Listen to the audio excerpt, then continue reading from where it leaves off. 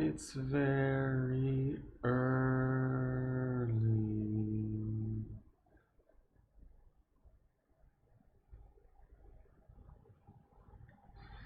So today we're going to be looking at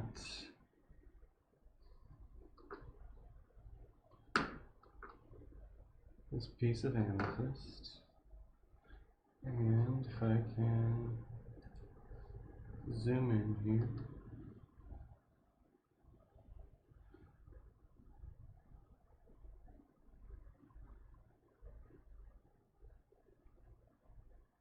it's a nice piece. It's got a really nice shape, nice color. Not sure how I can show the color. It doesn't really show up with the front lighting like this. You can kind of see it.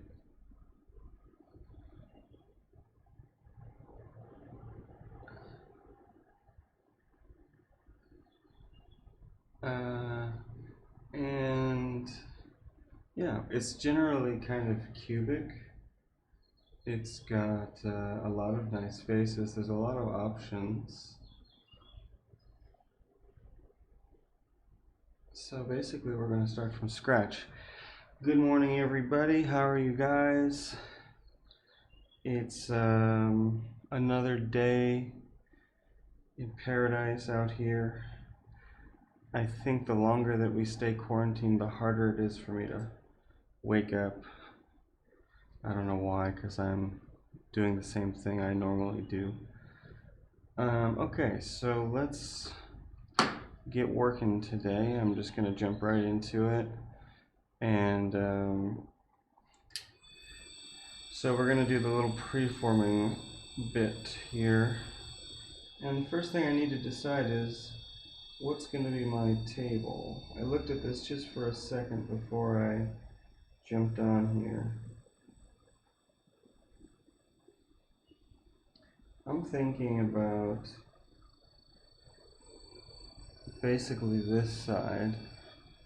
I know I can't see much, but this side has the most interesting shape. So I'm gonna go with that. This side has a big flat. Here, let's switch over here. This side has a big flat face, as you can see. So it's going to be pretty easy to just flatten that out, and then we can give our stone this sort of, it's almost a five-sided star shape. I'm not exactly sure what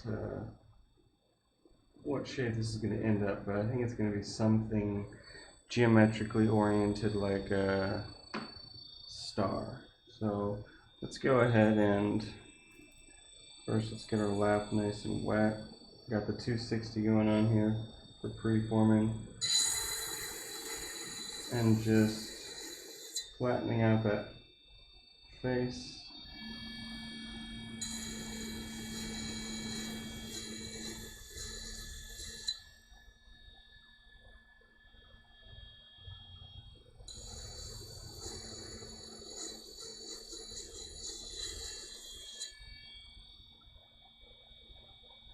And basically what I want to do is just get rid of any holes.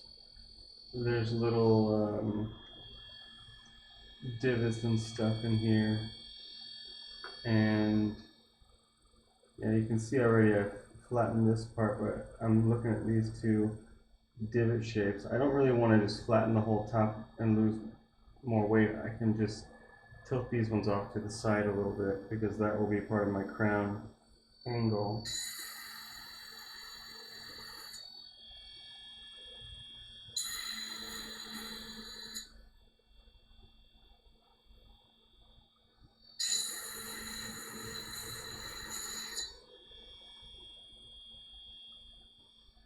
So even just with those quick little touches, let me do one more touch.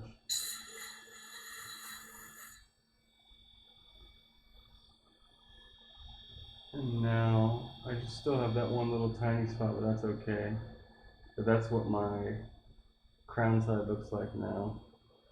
And now I'm going to start working on my girdle shape. I've got plenty of depth here. I've got a flat bottom that I'm going to adjust a little bit.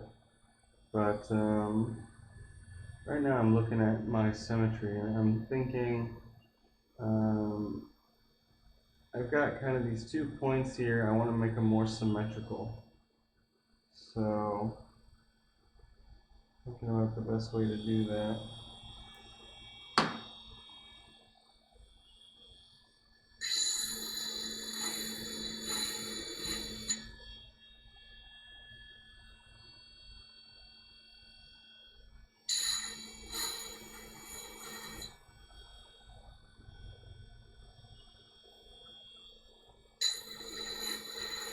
Kind of going back and forth between both sides so that I can make that point in the center.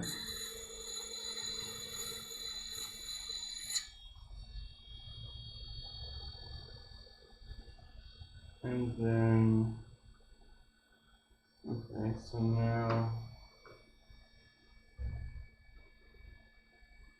I have, let's see.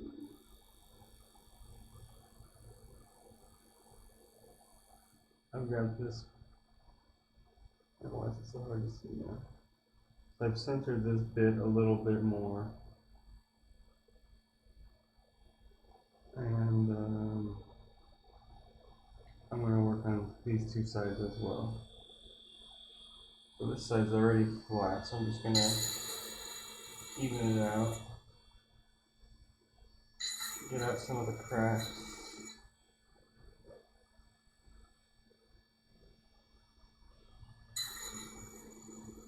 Now this is nice amethyst. It's a nice color.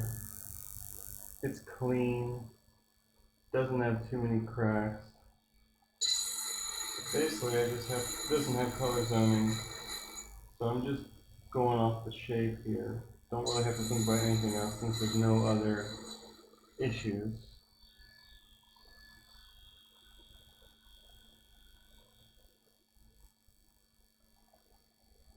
Okay.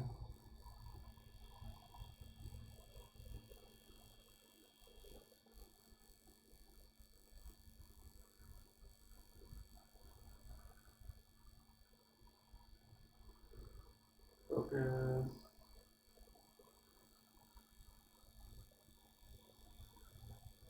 Okay. It's not quite symmetrical yet. Yeah, amethyst. It's an amethyst from, I think on the bag he told me, I think it said Uruguay. I've lost the bag. Well, I think it said Uruguay.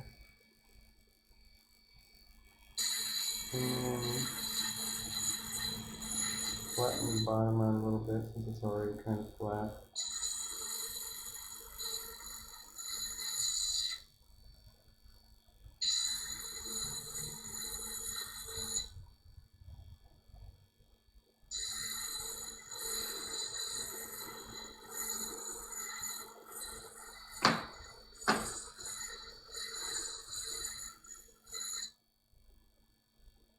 And again, I'm just looking to get all these little holes and stuff out before I doff it. I don't want to have any surprises later. I don't want any holes popping out when I'm finishing up the stone. So let me just go through. And I'm also creating my outline shape. So this is going to be the first thing people see when they see this stone is the shape of it.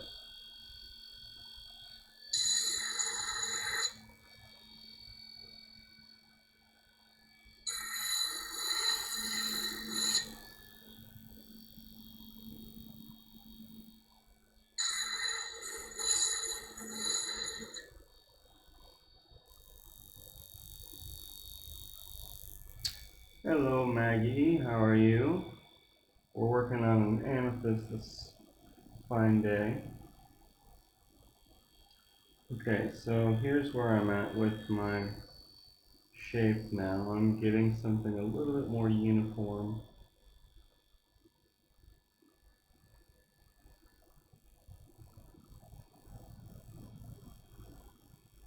And what I'm starting to think about now is the bottom of the stone, which is a flat, just a flat thing, which is not really what I want. I don't want to take too much off the bottom because I'm not quite sure what I'm going to do with the bottom yet, but I definitely want to taper it up a little bit just because it's hard to dock this way. And also, I just want to make sure I get there's like a lot of little chips and cracks here I want to take out a little bit.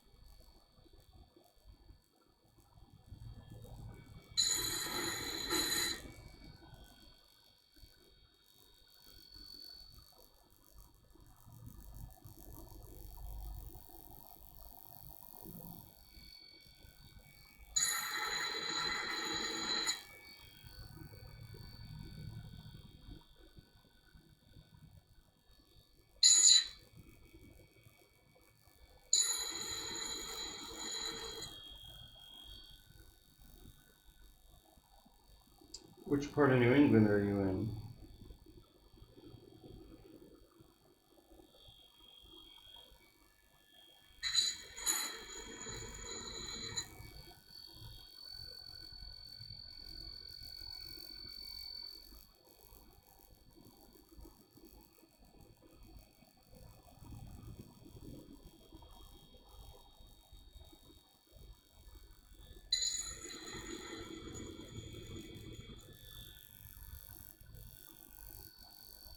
Boston, okay. I stayed in Boston one time for a month preparing to do a sleep study that never came to fruition. Boston's cool. I haven't been there in a while. Okay, this is where we're at. If I can get this to focus a little bit better.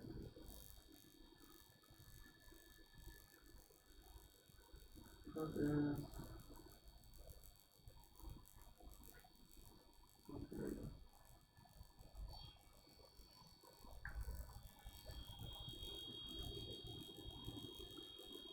Okay, so we've got our uniform shape. There we go. We've got a little bit of a, starting to get a pointy bottom.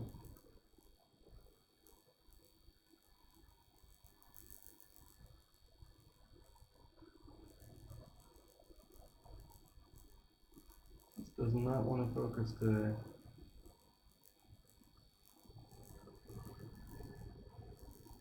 Okay. See that shiny part right there is the part I haven't touched yet, but everything else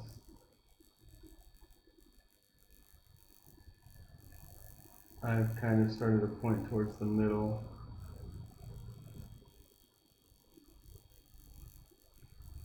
So I think we're ready to do doffing now, and I'm going to do the rest of this on the handpiece.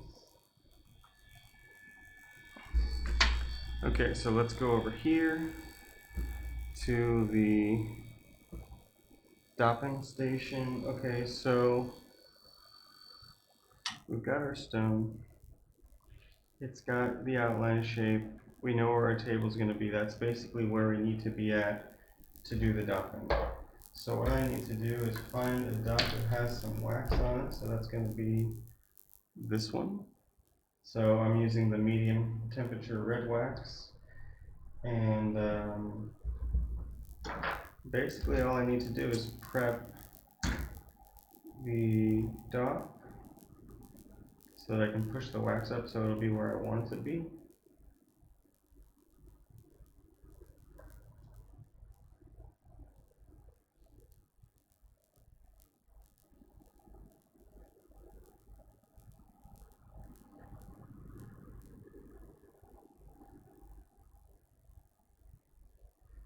And once the dot is prepped, I can start to heat up the stone a little bit. And add a little bit more wax onto there.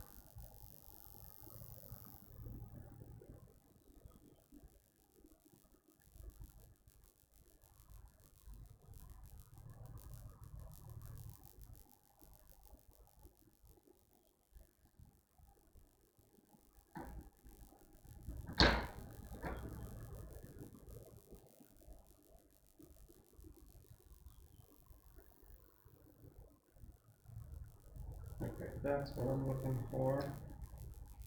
So I'm going to heat up the bottom of the amethyst. This is where I'm going to do the doffing. I'm going to heat up the wax again, keep everything warm, and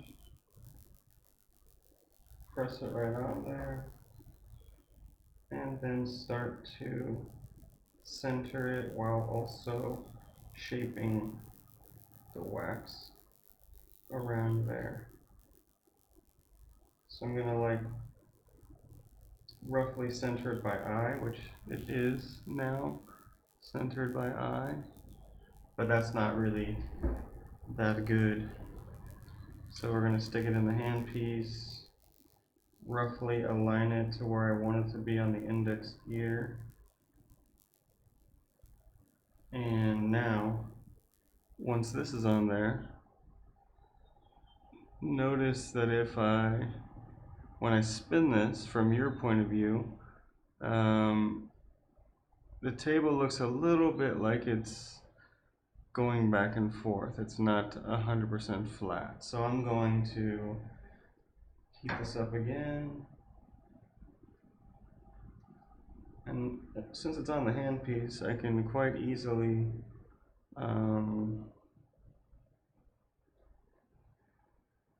use it to center everything.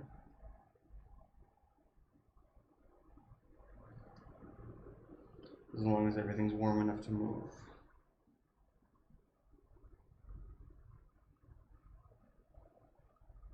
So as I go around, it shouldn't look like it's moving at all. It should just look like it's a flat thing. So the other thing I have to do is make sure that it's not moving left and right.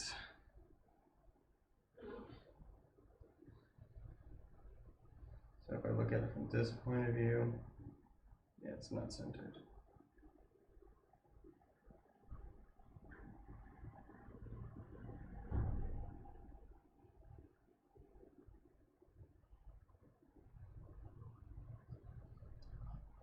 So I want it to be centered all the way around as I go. So I won't lose any extra weight.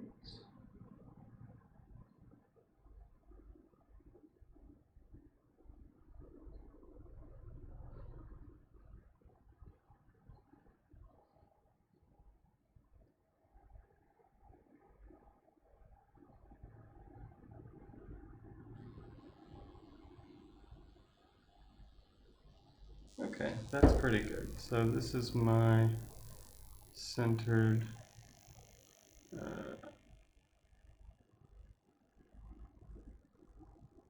notice how it doesn't look like it's dramatically moving up and down. Since it's still in the preform state, it can be off a little bit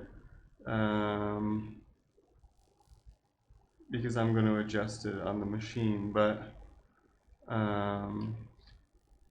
that's good enough. That's docked. So let's go back over here. Hey, you can never have too many hobbies, right? And readjust this thing.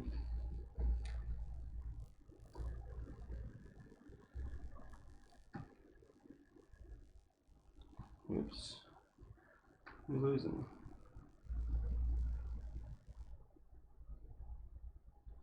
Okay. So here's what I need to do first.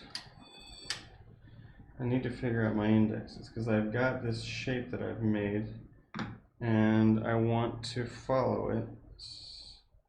So I've put it in here so that basically if you imagine it has like a pointy top,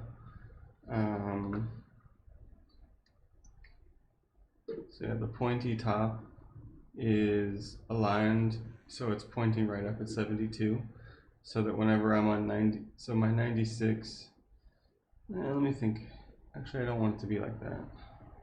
I want it to be, yeah, I don't want it to be like that because I'm about to do everything based on symmetry and I'd like to be working off 96. It doesn't really matter, but just to keep my numbers easier to remember. Okay. So let's check it again. So, hold on. So my pointy area is pointing at 96. So as I start building up my index numbers, I'm going to be plus and minus off of 96. So there's two angles here. You can see. I don't really want to focus on the stone. Yeah, you can see that there's two angles here. I want to figure out what they are. I can do that just by setting them on the lap and seeing which number they're at. And I want them to be the same. They're probably not the same right now because I just did them off freehand, but I'm going to even them up now. So the first one is at 63, which is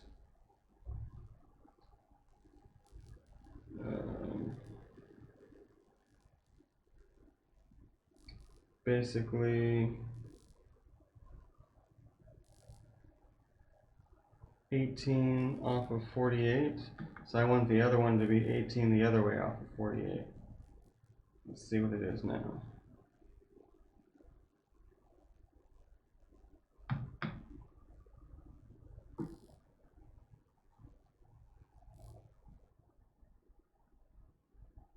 The other one is, yeah, totally different. So I think I'm gonna,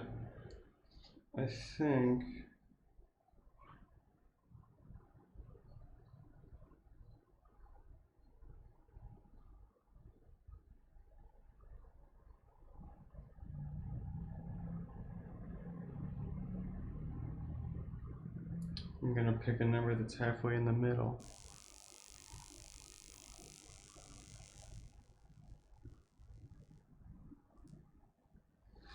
Okay, so this is where I start taking notes, so I don't forget my numbers.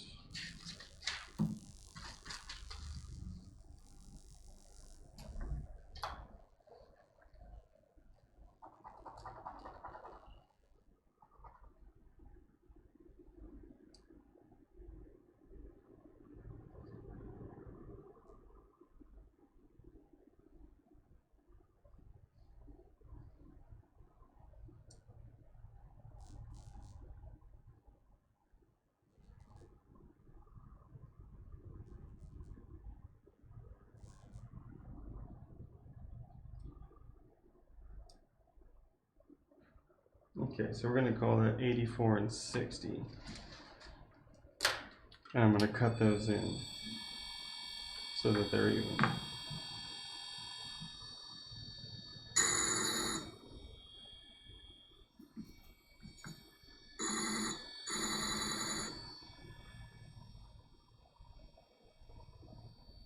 Oh yeah, sorry, this is a sterling machine from Sri Lanka. It's basically how they say like a Imahashi style. And this is pretty much my main machine. It's the one that I always use now. We use them at the school, and I really like them. They're fun, they're easy to use, they're quick.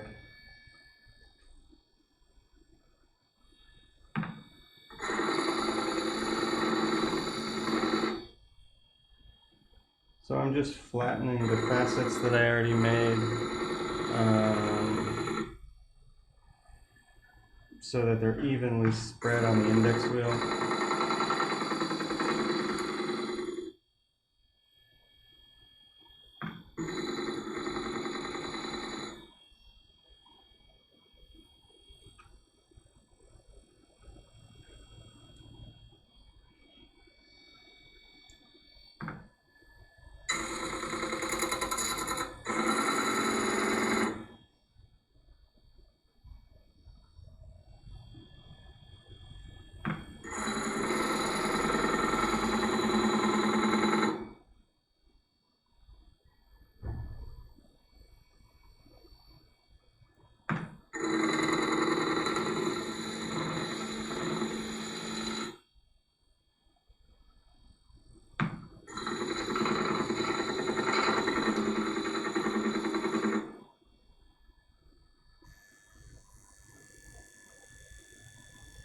I'm just making sure that it's really flat.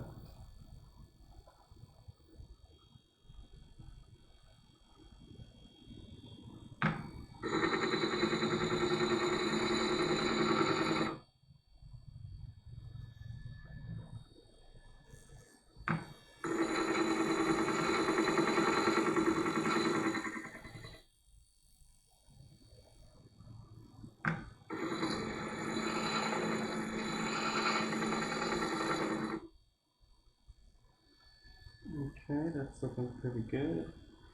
Making sure that they're both to the same depth.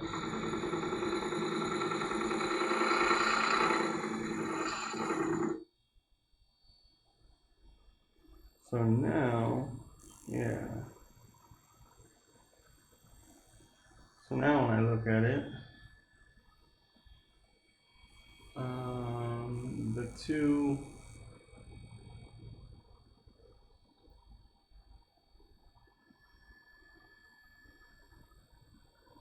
the two sides are even around 96, and I'm going to start working on these other sides.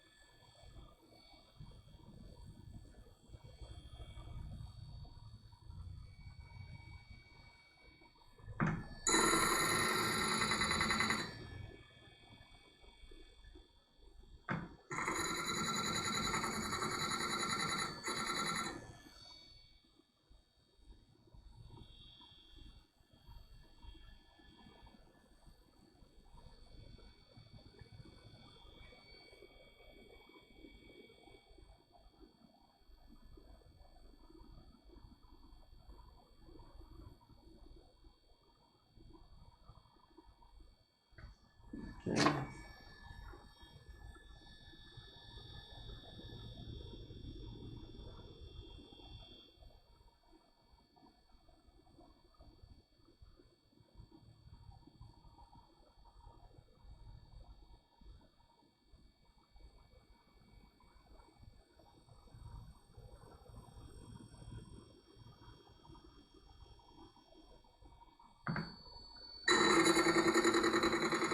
So basically right now I'm just kind of blocking out my girdle outline. I'm trying to make my outline shape in a way that I like. Something that's pleasing to the eye. And also something that works with the shape of the ruff.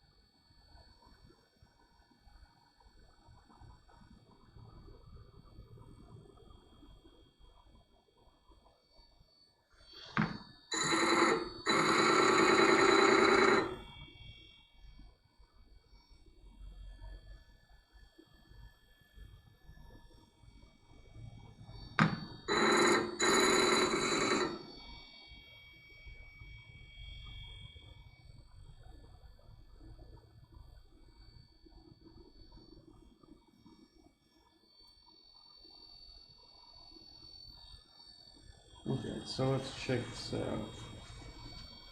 See where we're at here.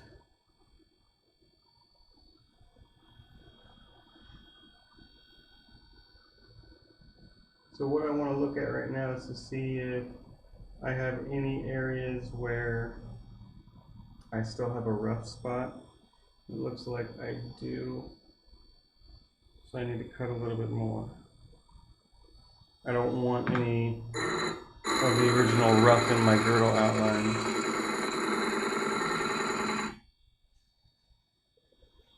Otherwise, when I start faceting, it's not going to really work out correctly.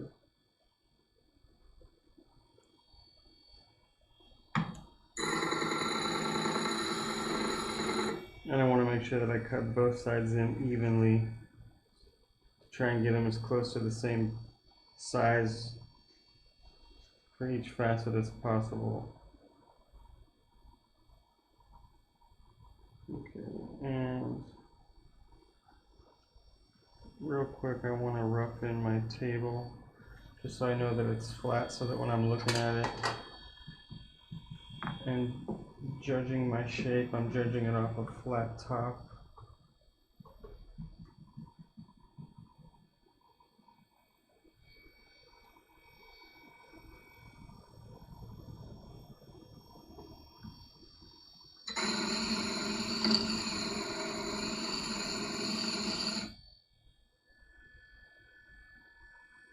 Okay, good.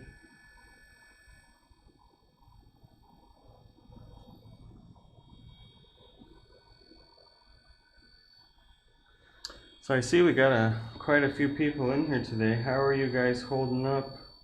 Is everyone self-isolating? Are you stuck in the house as we are here in Thailand?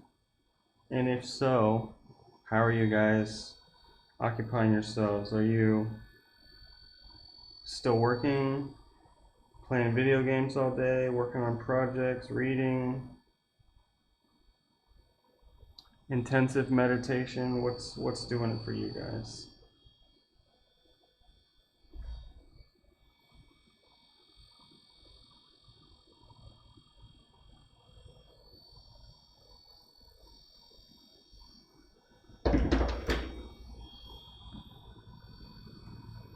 Okay, cool.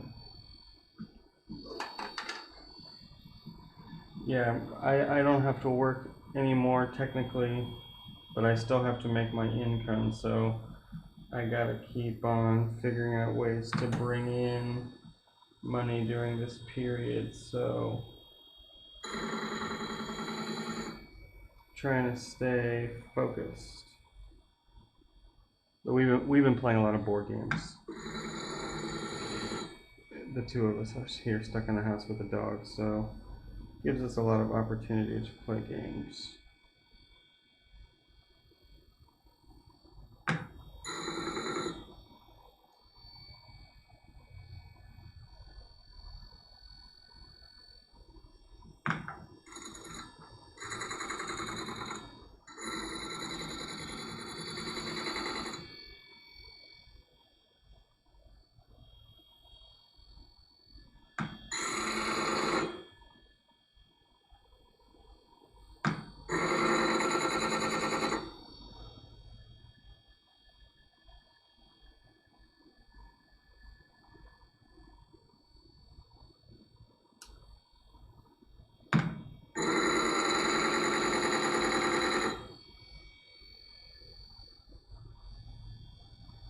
Okay, so now I'm just going around and adjusting everything, getting everything symmetrical and even.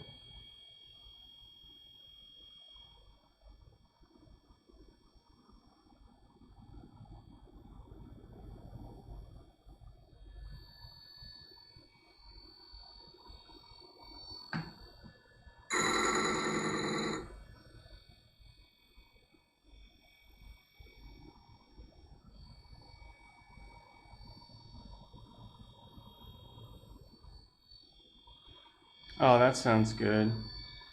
I love D&D. I think a two-person D&D game wouldn't be very fun, but it's a good thing to do right now when there's nothing else to do.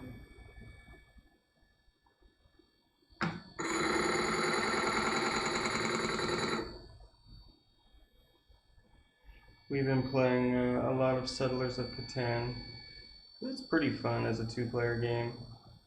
It's better with more, but... Okay. Gotta adjust my lighting here.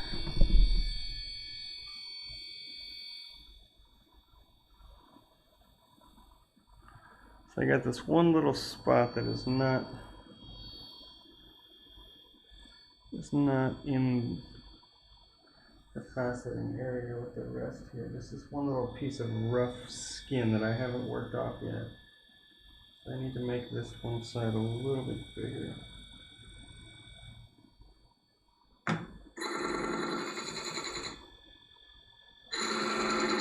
Yeah, I haven't tried to do any telegames, but kind of want to. I have an old D&D crew in San Francisco, and I kind of thought, hey, this would be kind of a fun time to... I mean, those guys are still playing. I mean, they have been playing ever since I moved, but I thought it'd be fun to kind of like join their game on Skype or Zoom or whatever. But we haven't talked about it yet. Got too many other things to do, I guess.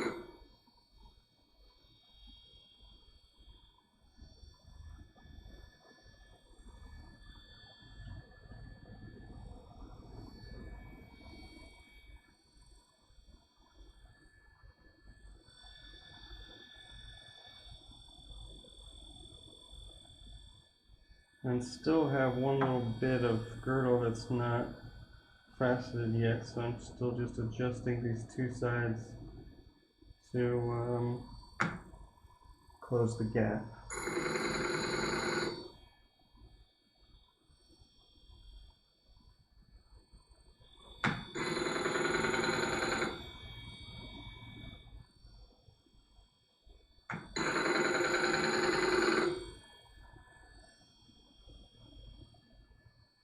There we go, okay.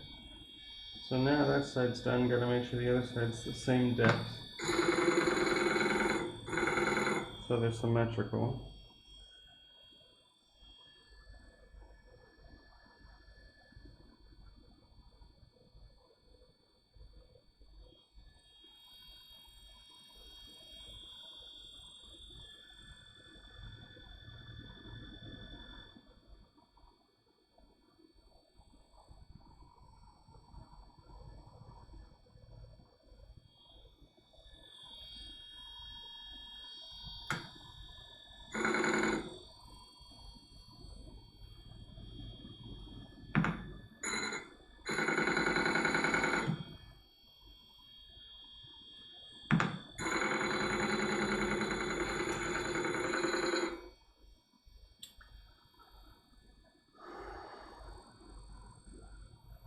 Well, sorry to see you go, Lady Lapidaire, but catch you on Instagram.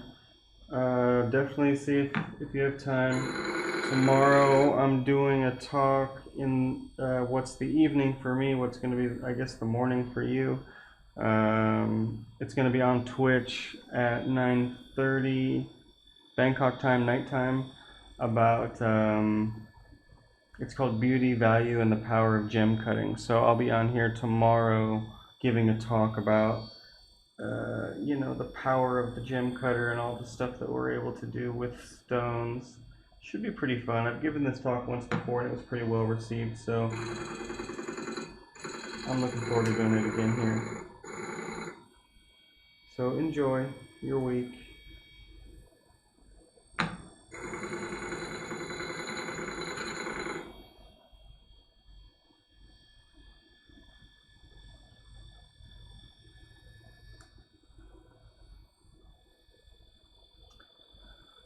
In the class, sometimes we take them to buy rough, but we don't do it so much anymore because mostly we've bought all the good rough in Bangkok. Surprisingly enough, there's not very much good rough here for faceting, and we have a real hard time having consistency with that. So most of the time in the class, I've already have the rough prepared. I mean, bought and ready to go. I did like taking them out and showing, taking them to some dealers and stuff, but sadly it just seemed like there was less and less material and students were getting unhappy, so we stopped doing it that way. But for the first, I would say for the first 9 months we were doing that, and then we sort of bought all the good rough. Now the only rough that's around here is in, just like super large quantities, or it's super expensive or whatever, or it's just not the right quality. Most of it's just not the right quality. So we just can't use it for the class. It ends up making really not nice looking stones. Okay, so let me show you where we're at. I just finished this step of blocking out the girdle. So this is kind of like I guess maybe you can call it a funky shield. So this is my shape. This is what my outline shape's going to be.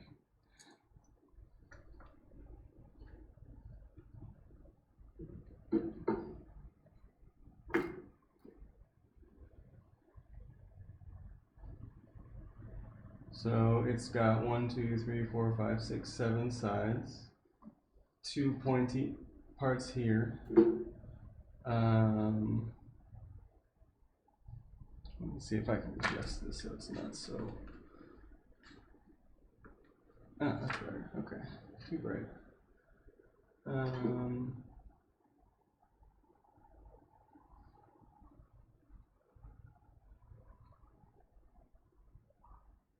Yes, I think you guys can see that. My table's on here.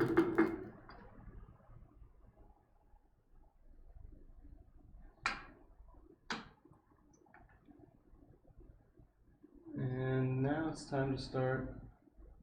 Well, I'm going to touch the girdle a little bit more with a different lap because I don't want to leave it on this 260 lap. It's too rough and I'll have troubles later. So I've got a lap that I like to use once I finish faceting my girdle. It kind of smooths it out and looks almost polished.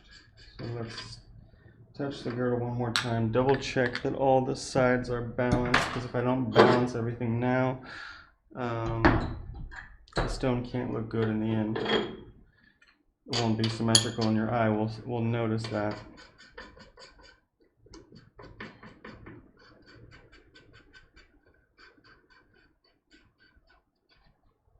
Okay.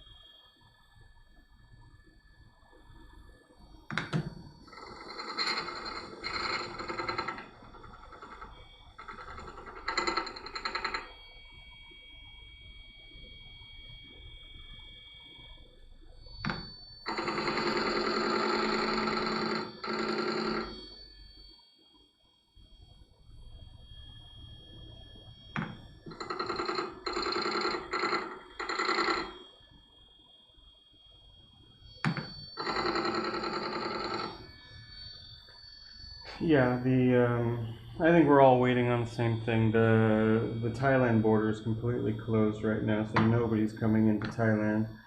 Yeah, we're all just stuck in here doing our thing. I'm not sure when I mean, of course, no one knows when the borders will be open again, but it's just going to depend on, you know, the virus situation.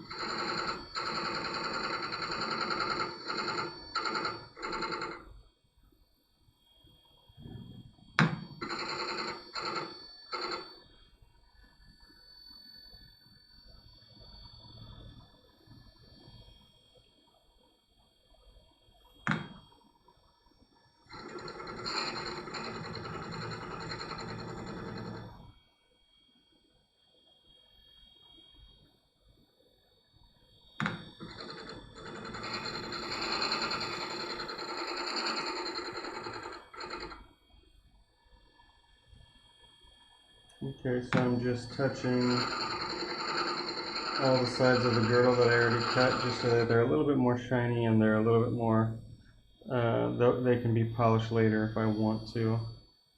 I don't think I'm gonna, I've kind of just decided I don't need to polish the girdles anymore if I use this lap because they look shiny enough, but maybe for the quartz it will be a little bit different. Okay. I'm just looking at my symmetry. It looks like I still need to do a little bit more on this one facet. It's not totally balanced.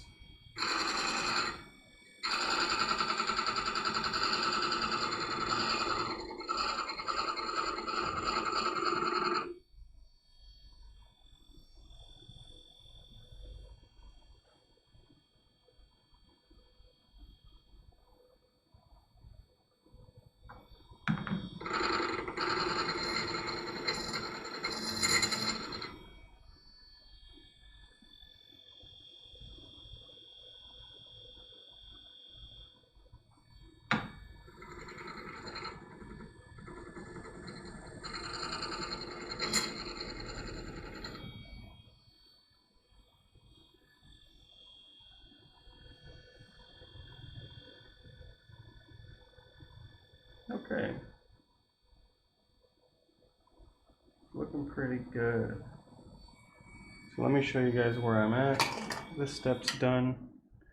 So I haven't changed the shape at all, I just evened it out a little bit more. And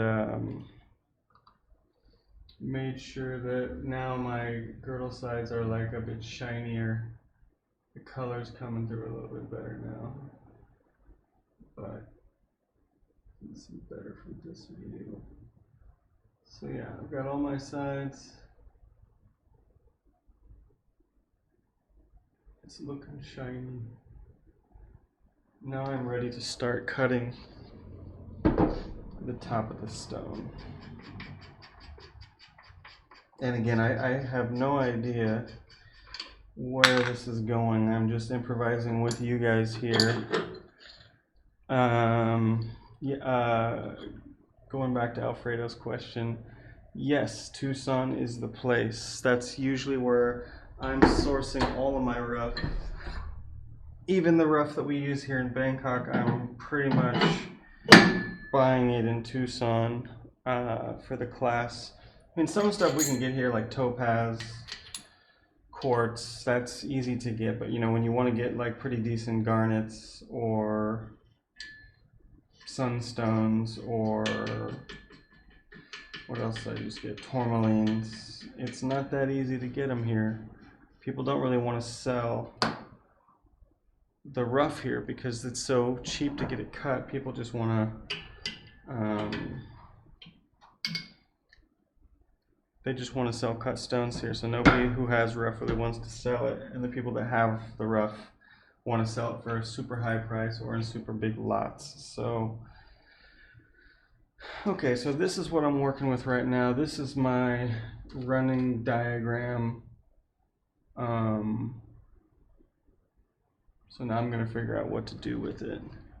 I think the top is going to be, so it's 24.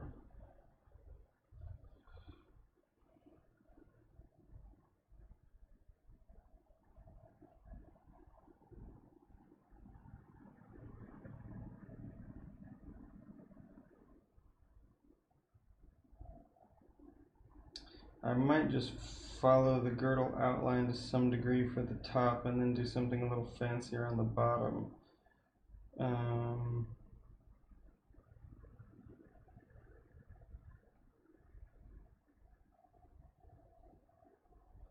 Though what I could do if I wanted to is add a few stars in here. Yeah, what if we did?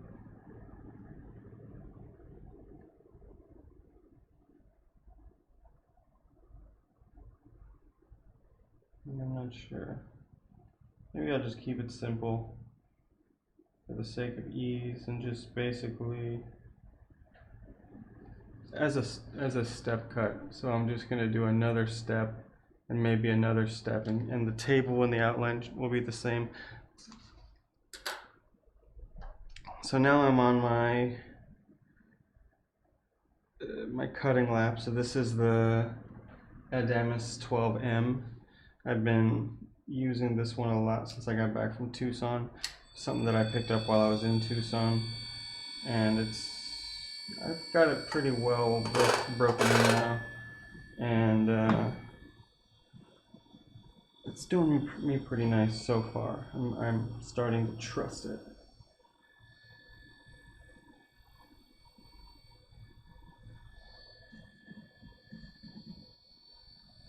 Okay.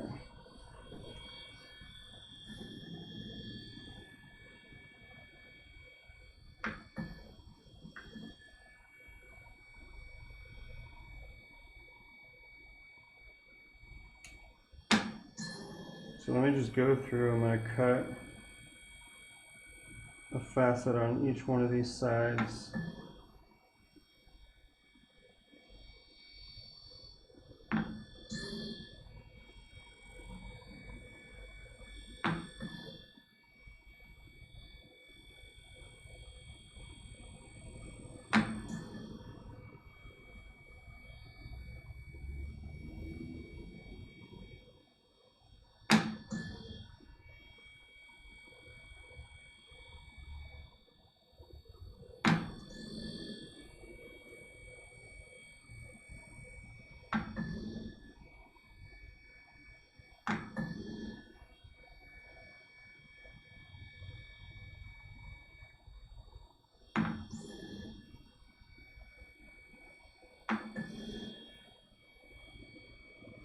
And they cut in pretty quick.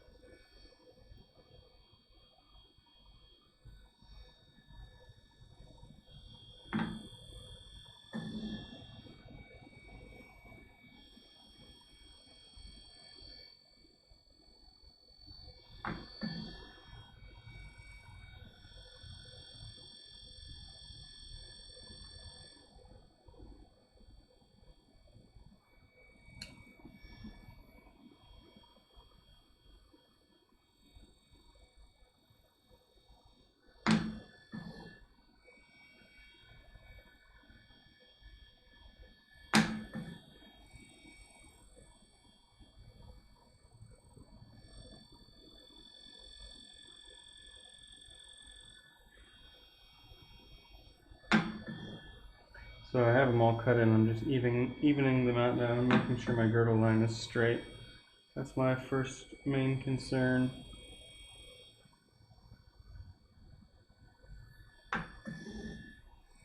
Making sure I get all the little chips and stuff out.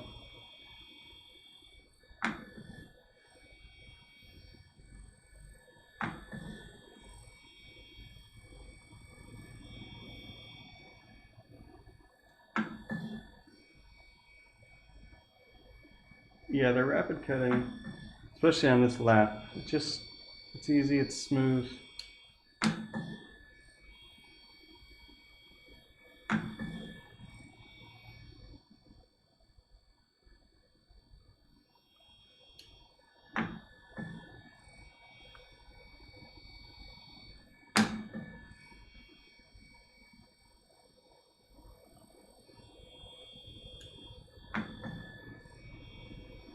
getting everything even.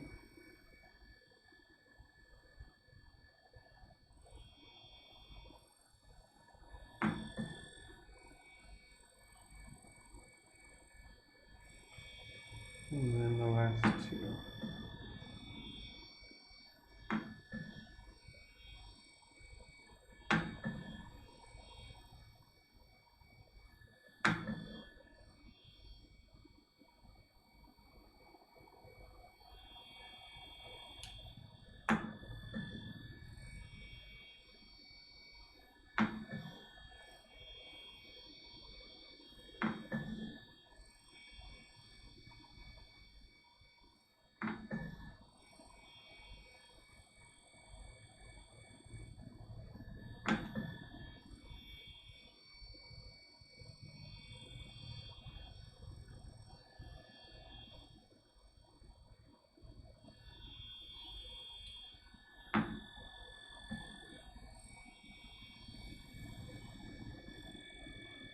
And looks like just about there.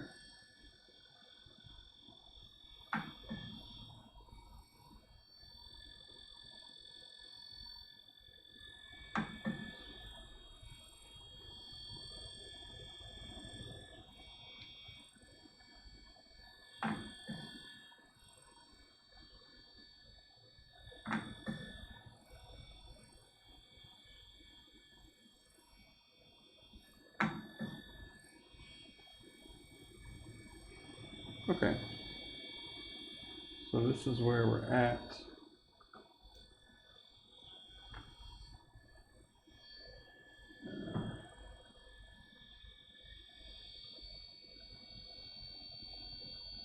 And if I can show you that, yeah, there you go. You can see I've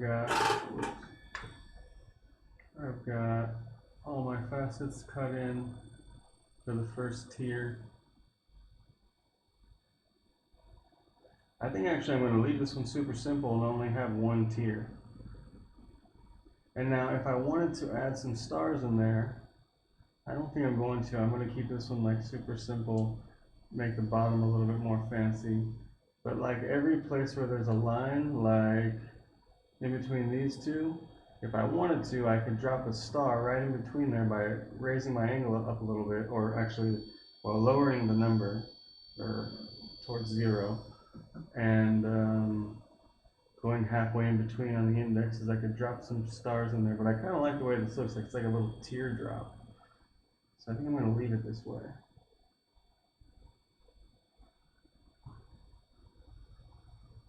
And yeah.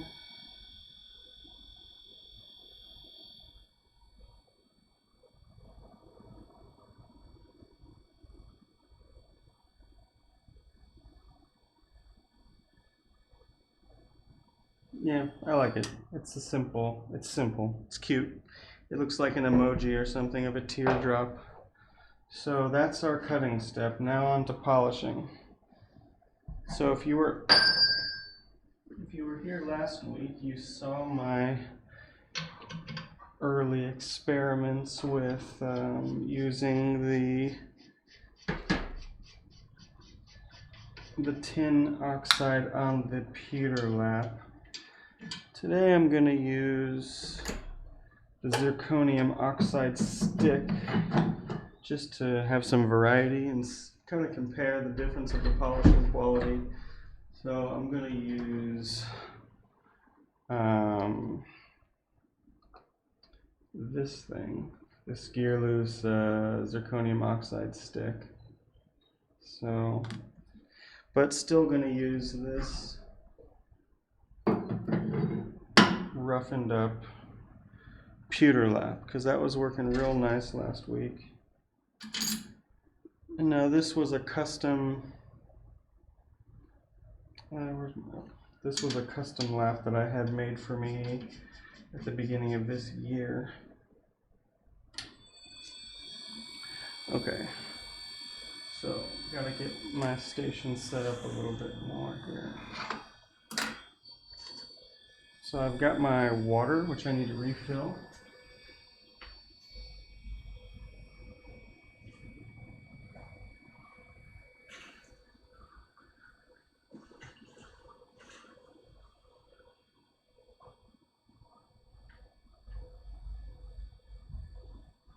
Well, actually, no, I guess I don't need this because I'm using the stick. So with the slurry that I was doing last week, you need to manually add it in, but with the stick, you can just use the drip, which makes it a little easier. That's why I wanted to do that this week, just to give myself a break. I was cutting a bunch of synthetic sapphires this week, and just really annoying with the scratching and everything, so just give myself a break today. Okay.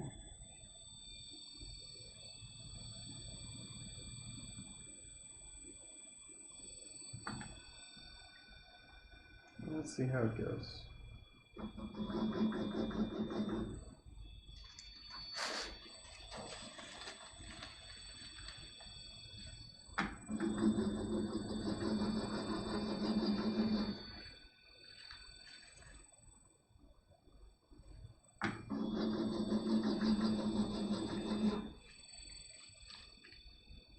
Yeah, not bad at all. Check it out. So you can see already that facet is polished, finished.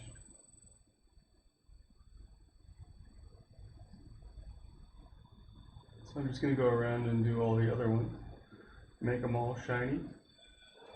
It's that simple with the oxide. I'm starting to really like the oxides.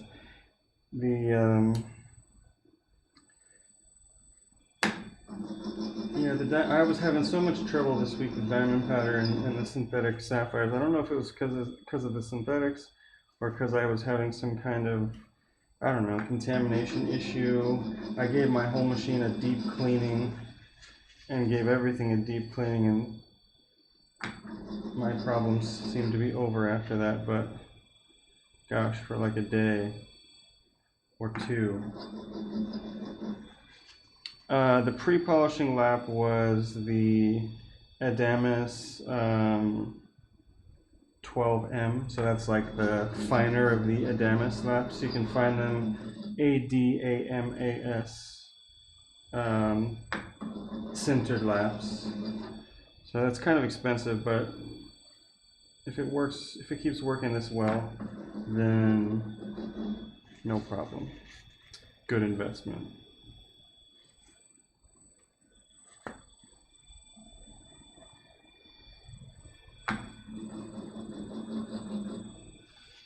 So this lap has some tin oxide in it from last week. I didn't clean it. I'm just putting the zirconium right on top of it. I don't think it's a problem if they mix together.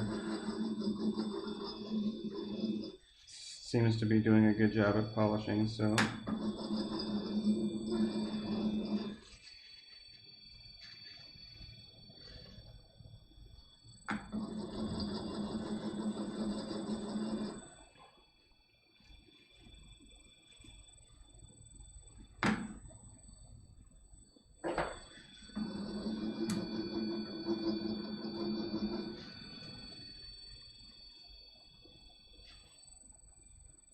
It was doing a good job of polishing until this facet.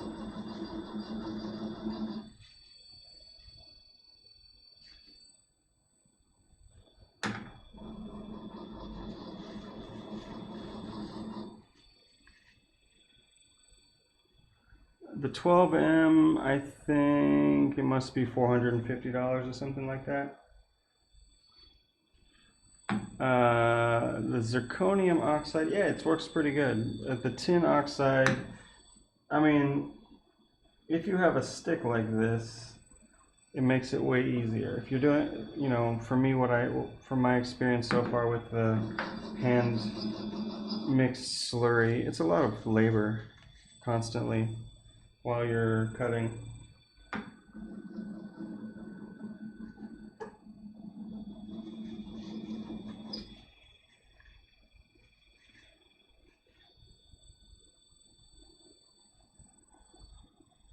Yeah, this one was doing nice. Now this one facet, scratching.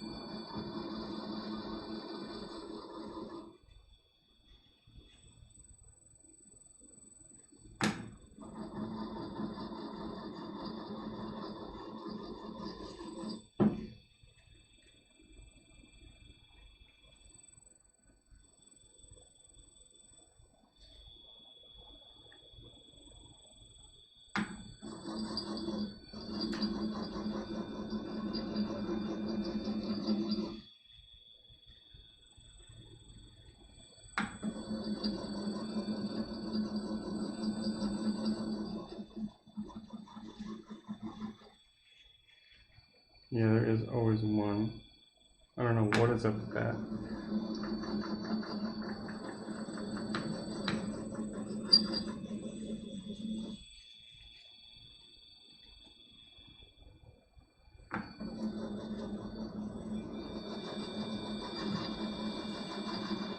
I'm still experimenting with this pewter lap, trying to see what's the ideal speed with oxides. Can I run faster? Do I need to run slow?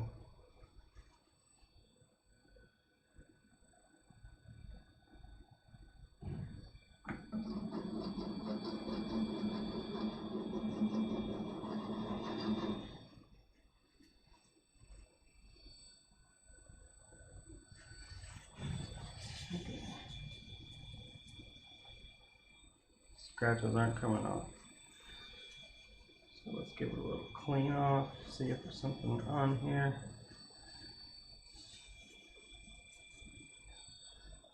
Let's give it another.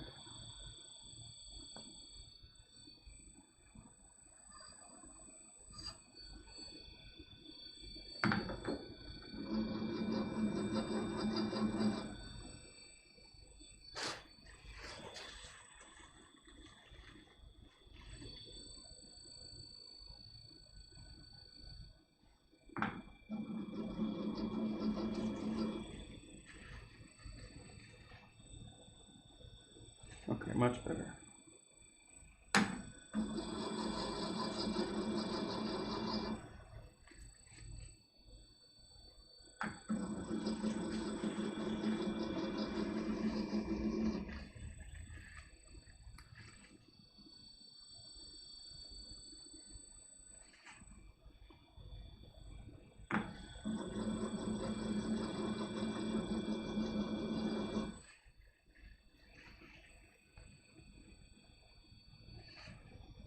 And one more facet to go, and the top crown facets are done. Just have to do the table.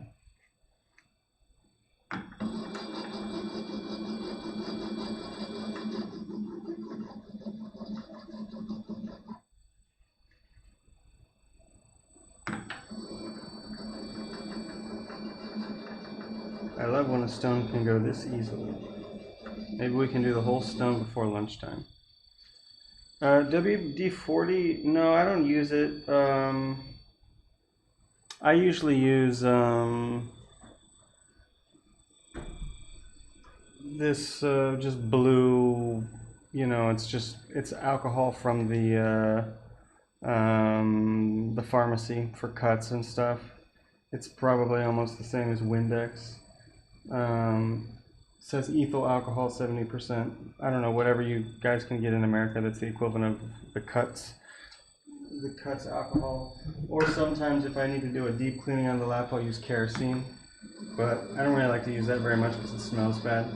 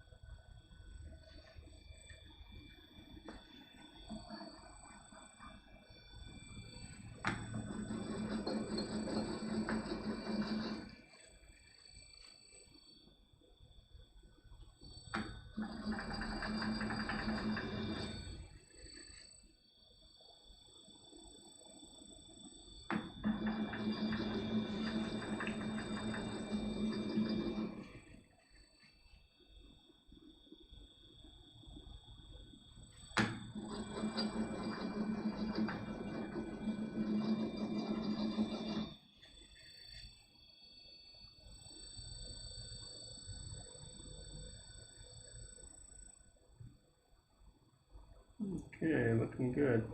Just want to double check that all the facets with the loop don't have scratches. And that one still has a few.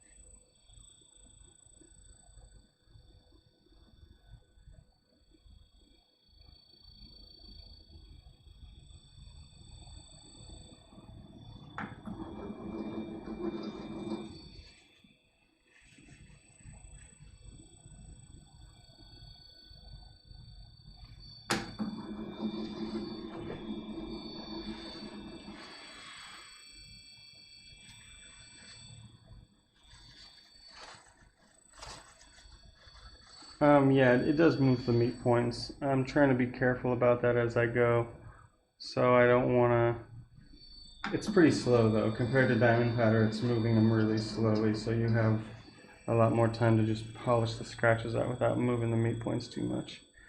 But you can push them if you need to.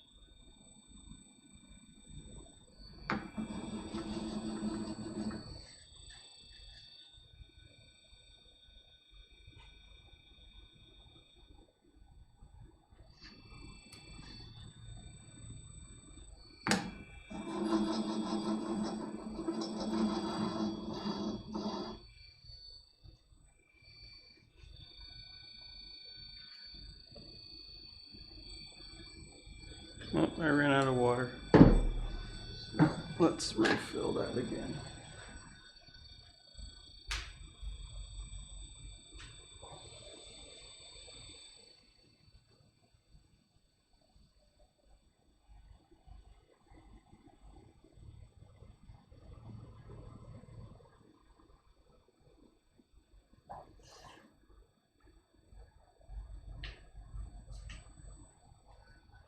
And what I just realized as I'm polishing all these facets, there's a little section on my table that's not totally flat. It's still the preform shape. So after I finish polishing these facets, I'm going to touch the table again back on my cutting lap, because I don't want to flatten it on this oxide lap. It's going to take way too long.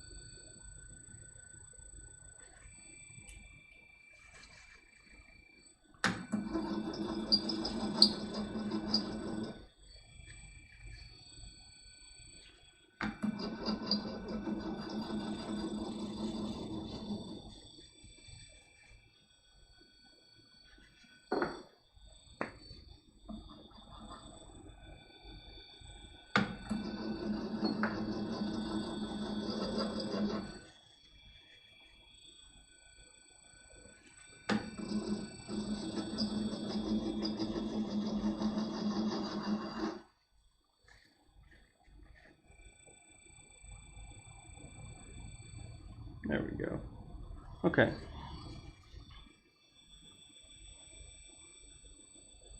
Yeah, there's one little side of the table that's a little bit off. Let me show you where I'm at now, and then we'll go back and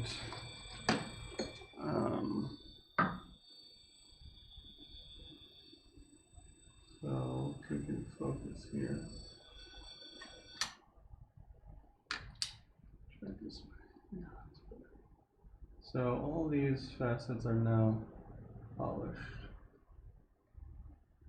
And you can see in this view, you see that little white rectangle on the table? That's the part that's not flat. I didn't see it before. I wasn't really looking that close. It was kind of blending in. But yeah, from that view right there, you can see that one little side of the table is dipping down a little bit. So I'm going to go back and flatten this. But just to show you That was not so hard. Okay. So we'll come back to this lap in a second, but let us go back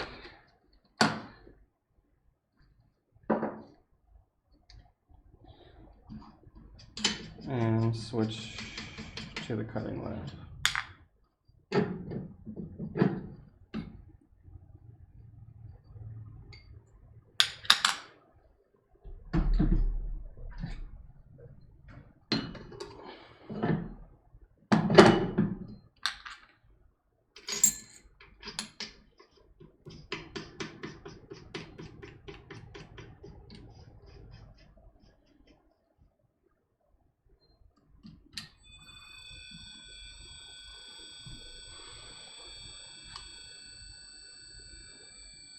Okay, so I got it on 0. I got my index on 96 because on these ones we always cut our tables on 96.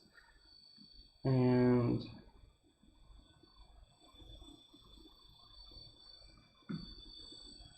should just be real quick.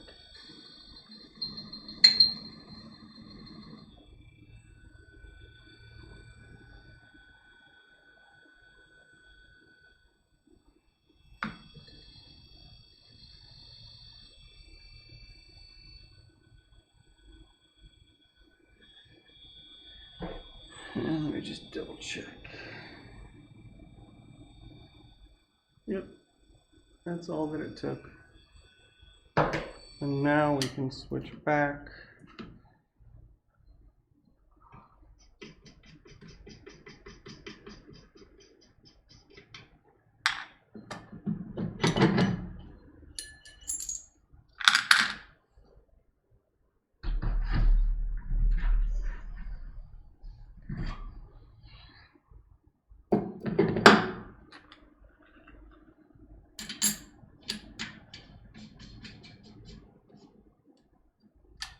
And we will polish the table, which I'm sure will be lots of fun.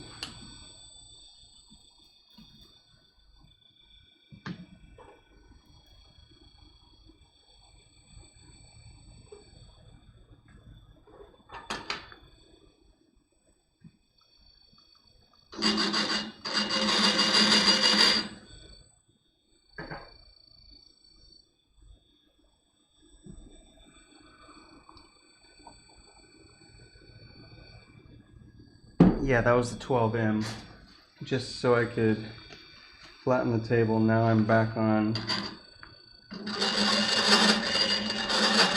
the polishing lap.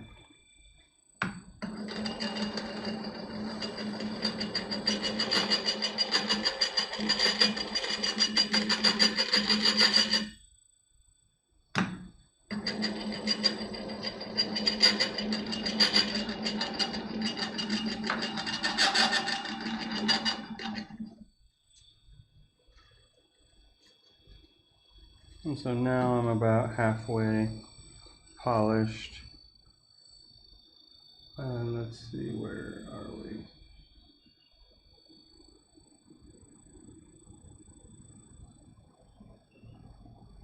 It's hard to see, but there's right in the corner there, there's a little scratchy white bit. It's not really showing up on the camera, but there's a little part of it that's, yeah, this part here.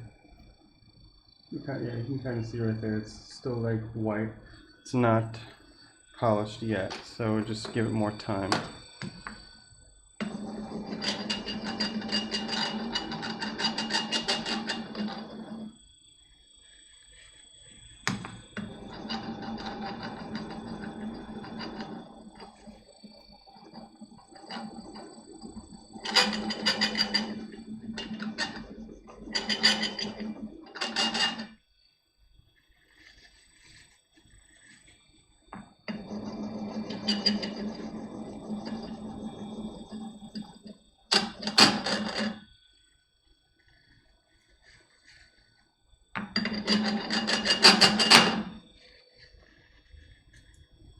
Oh.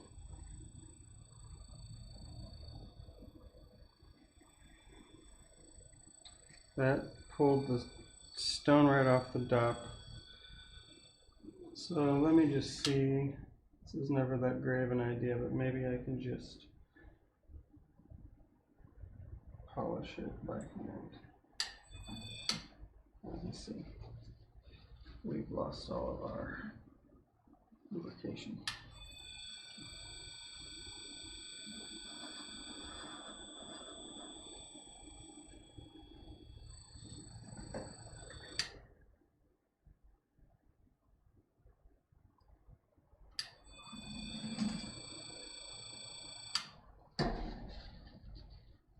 Well, maybe that's not going to work. Let's give it one more try.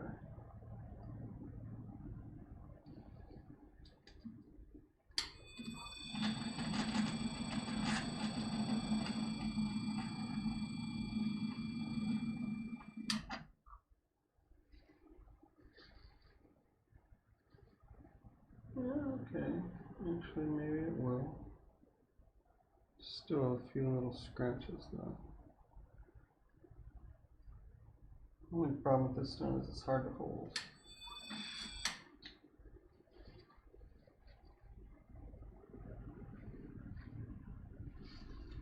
Okay, well, we'll just put it back on.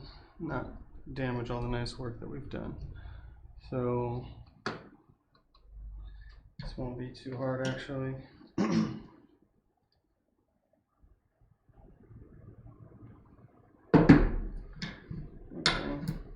Sucks though, because there's only about 5 seconds more polishing needed to be done on the table. Just a few tiny scratches. Okay, so let's add some more wax here.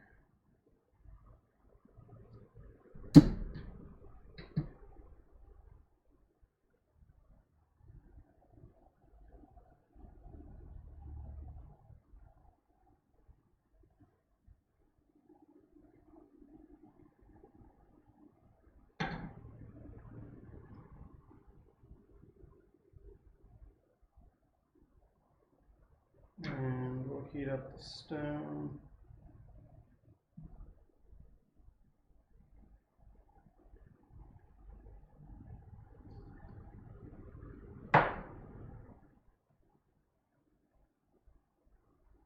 Now, since all the facets are done and we're just doing the table, the only thing I really care about is that the table's in there straight. I don't care if it's centered or aligned or anything. So let's just get it deeper into the wax.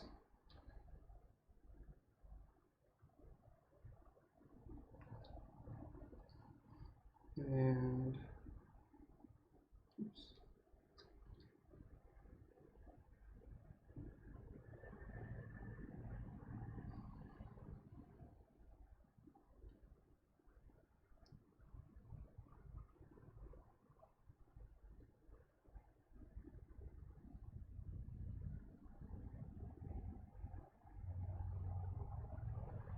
And so here's how we're going to do this. So I want to align the stone in the same direction as my original 96, just so it's as even as possible. Put this back on 0. Heat this up. And now, wow, get the water off. And we're going to use the lap to press the stone down.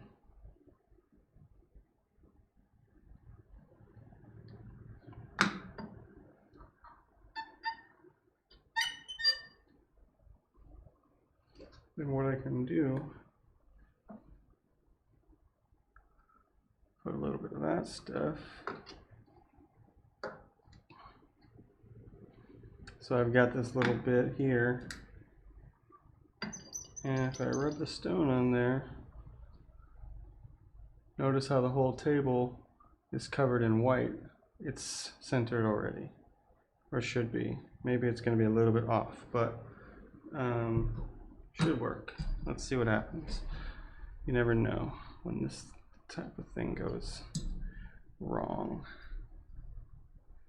But okay, let's try it. So we got our water, got our zirconium.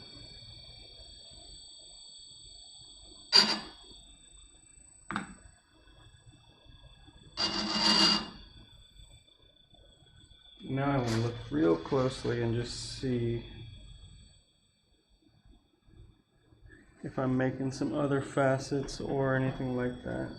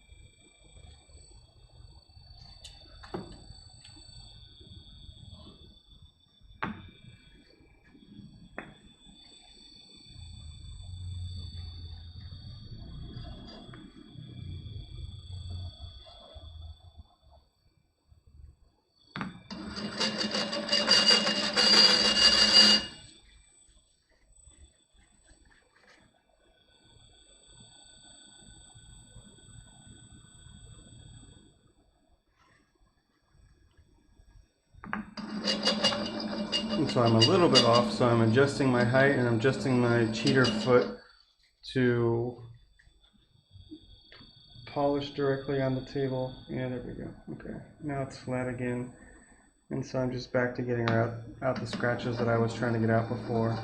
Basically what I did wrong before was I had my water drip going too slow and I started to run out of oxide powder on there and it just got too sticky, if you will, and pulled the stone off. So I just need to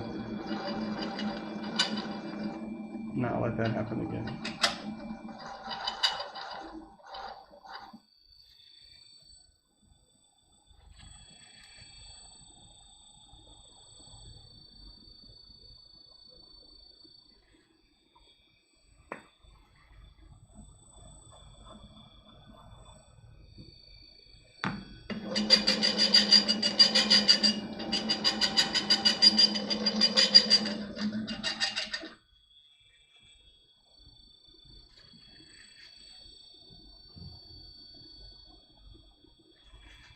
And they're coming off now.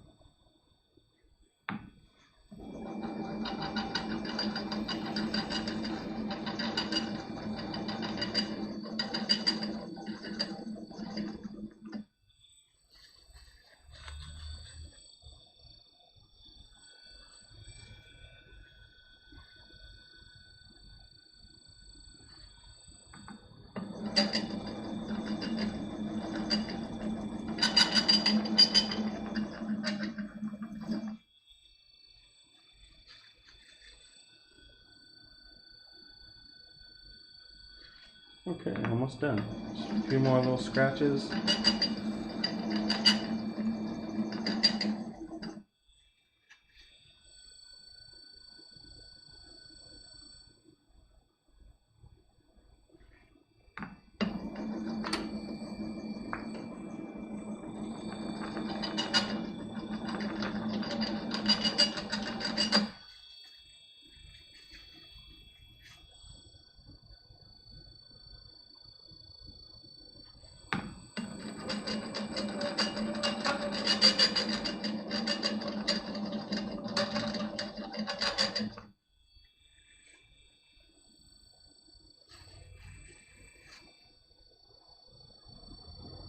Okay, there's just one little scratch I'm trying to get off.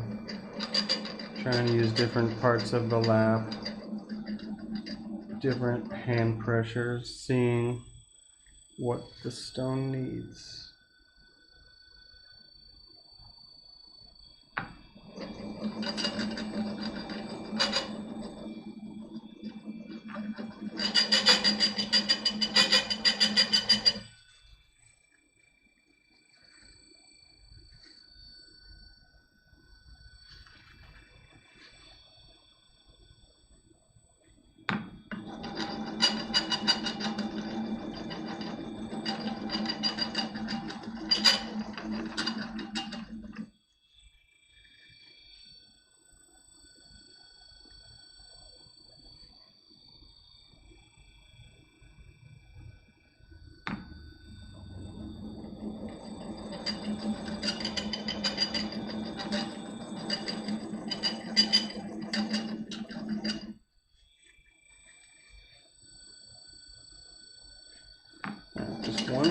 scratch won't come out.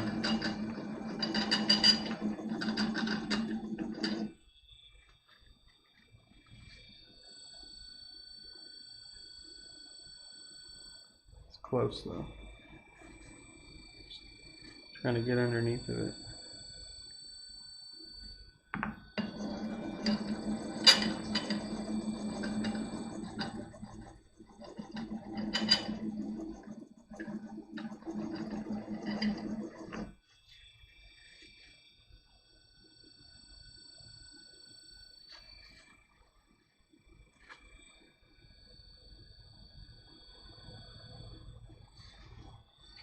And I think it's off, but let me just try with the alcohol and see.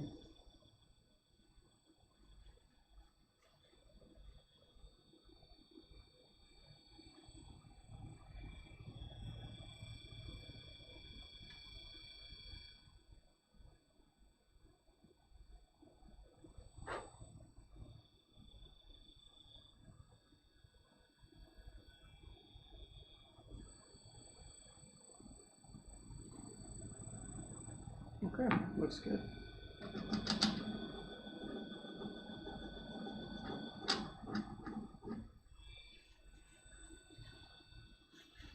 Okay, so I think the crown is now done. Final check.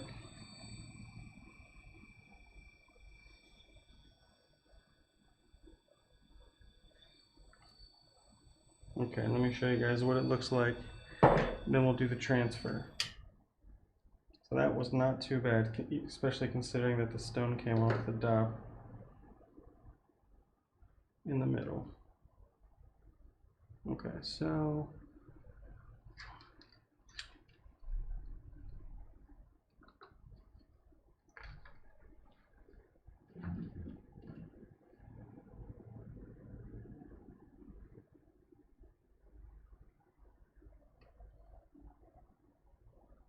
there, ooh, that's kind of a cool view. You can see all the facets at once around the table. But let me try to get a different angle.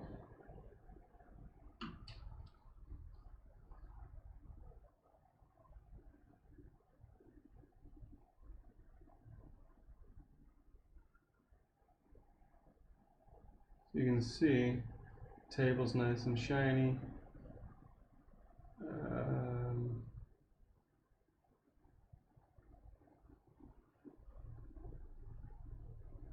Trying to find that angle that lets you see all the facets.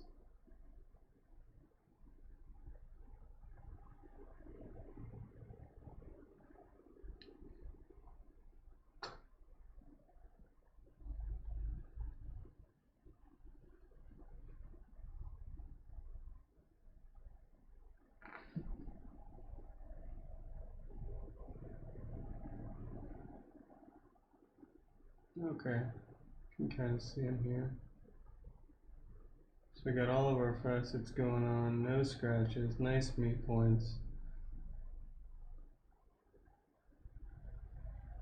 Yeah, okay, that's a good view.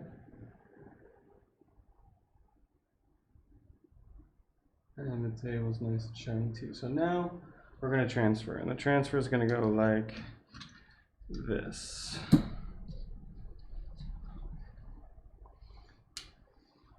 So I'm going to take the stone out of the handpiece. We're going to light up the torch again. We're going to heat up the wax. Now I don't really want to pull the wax off, I just want to pull the stone off. So I'm just going to start to, as the wax heats up, I'm going to start pulling it back so it stays with the dot.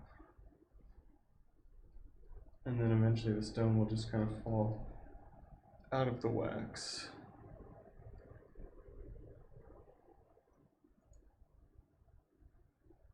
And then, okay, that's just prep it for the next project. So I can leave it in my dop holder nice and prepared. Okay, so this is how I like to leave my dops, just ready to go for the next one. And Okay, we don't need this anymore. Now, we got lots of height for this stone, which is good because for an amethyst we need height, but also we need room to be able to close the point because I didn't close this yet. And I'm going to get creative with how I do that. So I could drop in the acetone and clean off all the wax, but I really don't need to because I'm just going to grind it off in my next step. So why don't I just clean off this. I've got one flat, so out of acetone. I've got, well, let me clean out this jar real quick. Oh, it's empty. 1 second.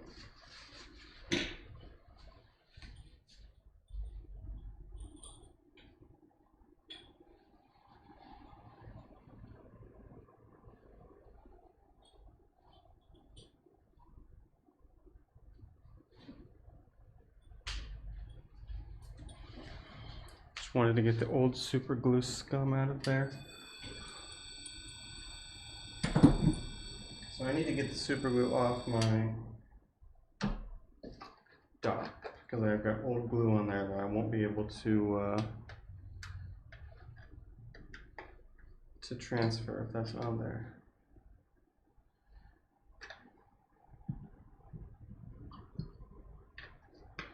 We got to be very careful now with the acetone because the shop here that sells it is closed indefinitely and we only have this much more, so I do not want to run out of acetone.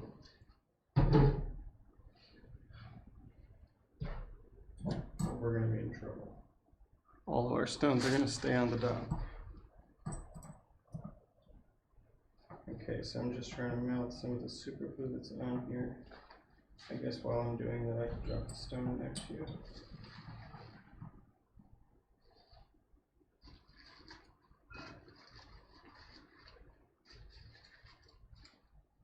And I'll just try to melt the glue as much as I can.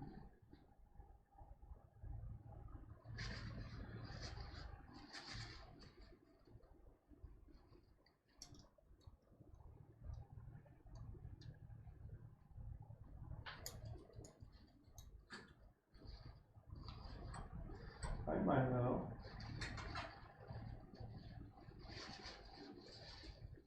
Okay, while we're waiting for the acetone to dissolve the glue, we can say hi to Milo. So this is Milo. She also loves cutting stones. Don't you? What's your favorite stone? You like sapphires?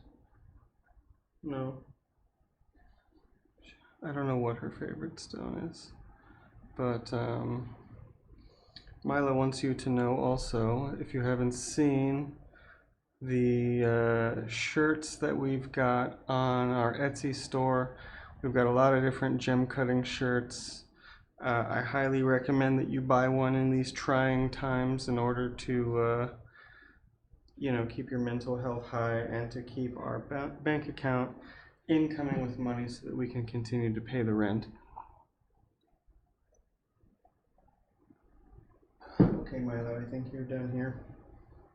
You can go off and do your other adventures, and we will continue on with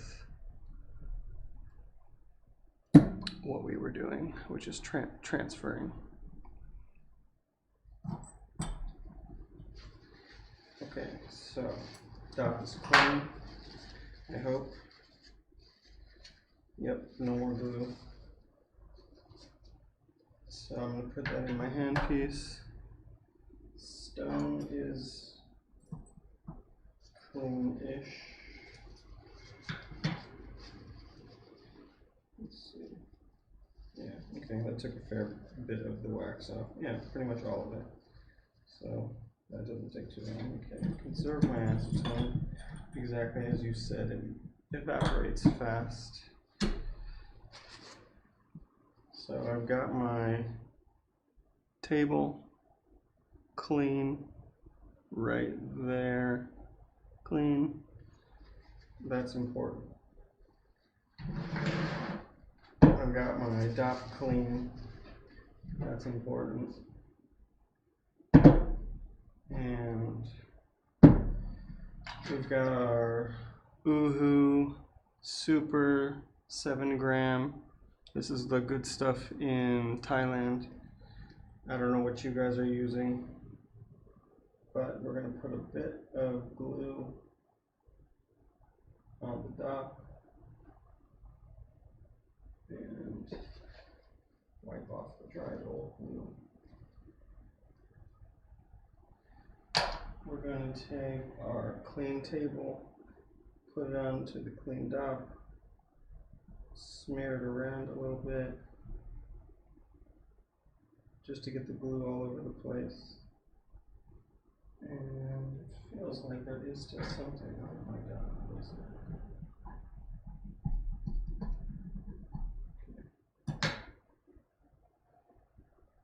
Try that again.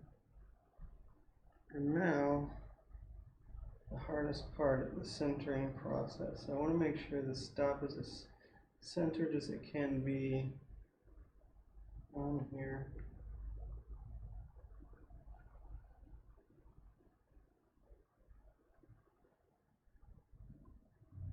I've got about a minute before the glue starts getting sticky.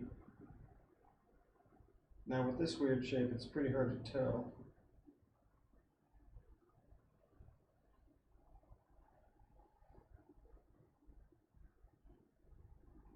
But I can just do the best I can.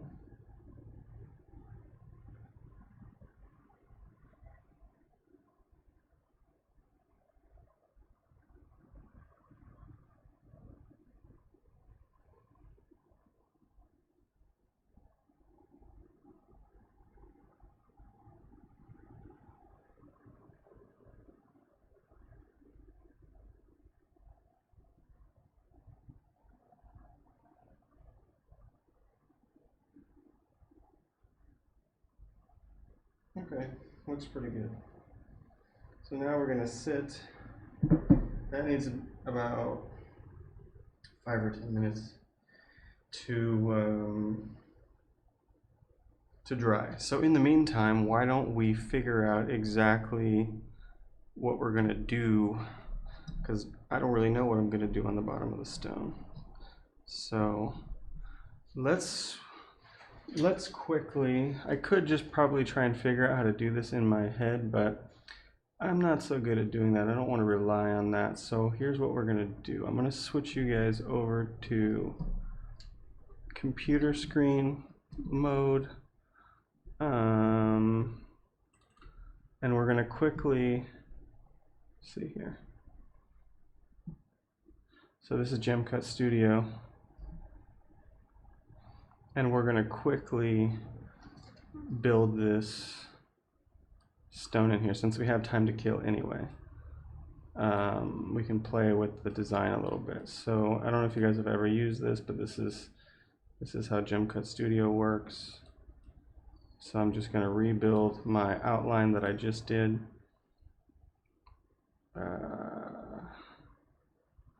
Let's see.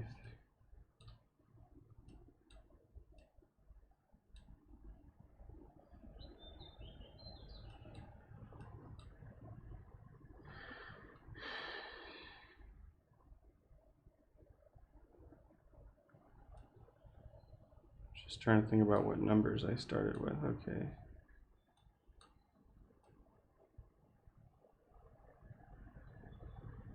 And 36, yes.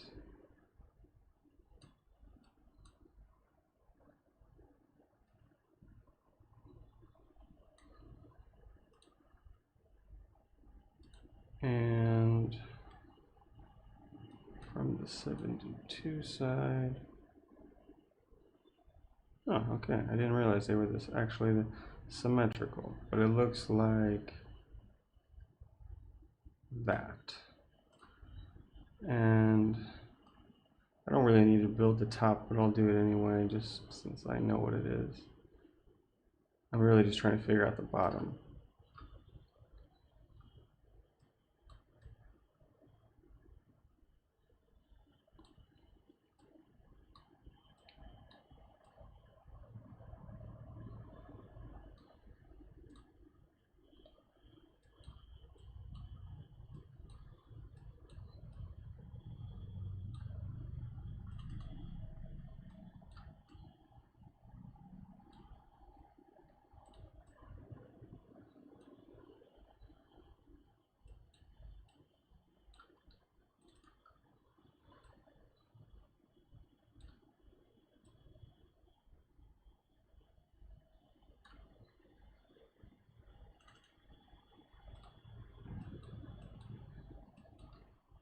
Okay, so this is what we just cut. That is exactly what I did. Could have built this on the computer if I would have thought about it, but I didn't know what I was going to do. And I want to make sure this is on Amethyst so I can get some ideas. I know that I can't go below about 42 degrees on an Amethyst. So what am I going to do at the bottom of this stone? I was thinking about a pattern. So let's say if I start here with 50, I was thinking about doing something like this.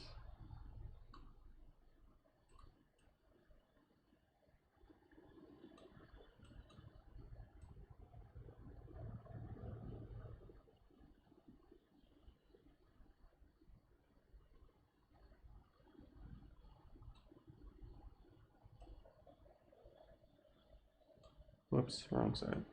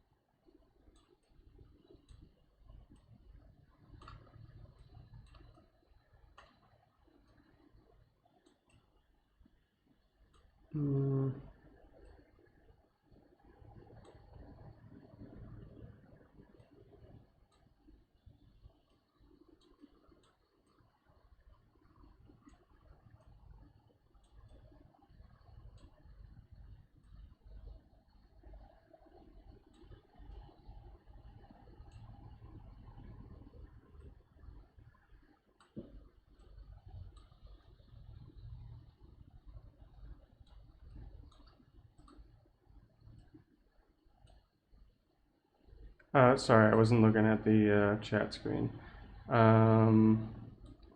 This one's called Gem Cut Studio. And yeah, this outline is similar to the angel pendant. I didn't even think about that. Good looking out. Okay, so let's see. I want to build, I'm just trying to build up a girdle line right now that's going to be straight.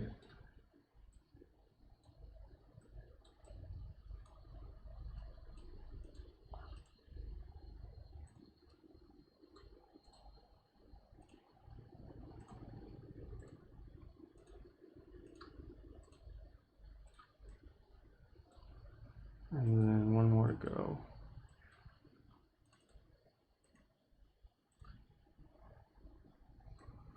Okay, so that's the beginnings.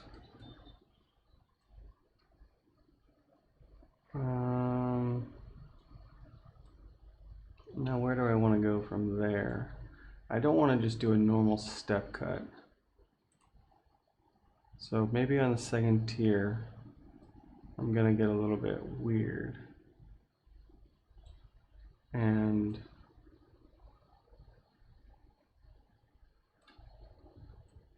push some stuff around.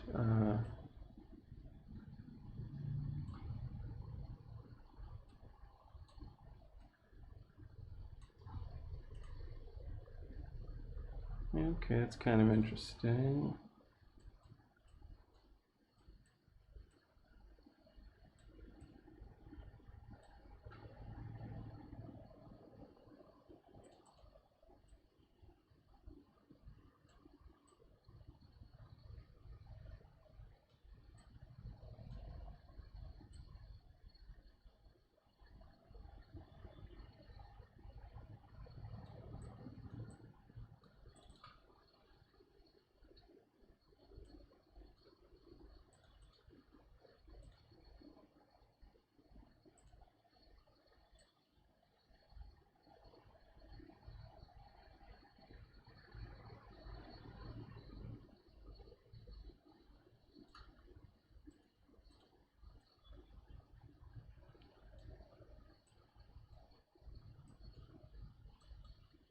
And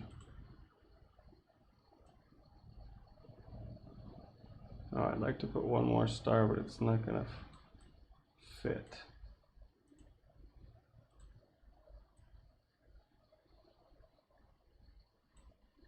No, that one can't work.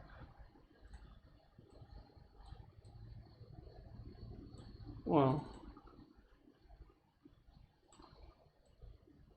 actually that looks pretty cool. Nice big facets, kind of a classic look. I want to rotate this because I don't like looking at it from this side. Okay.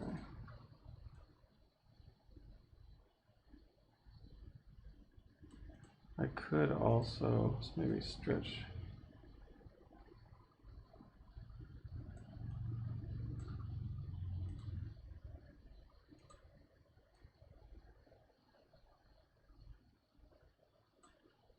No. Try one more thing.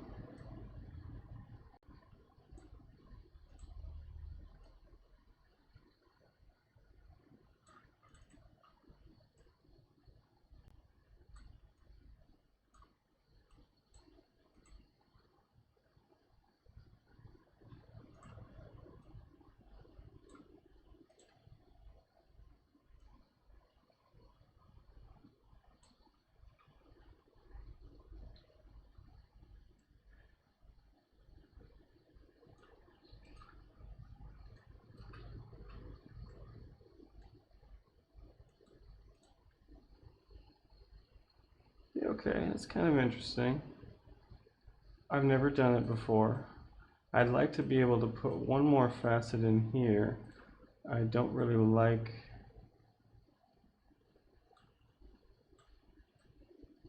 but I have to keep that straight. I would, yeah, it's a little bit too, okay, let me try one more thing.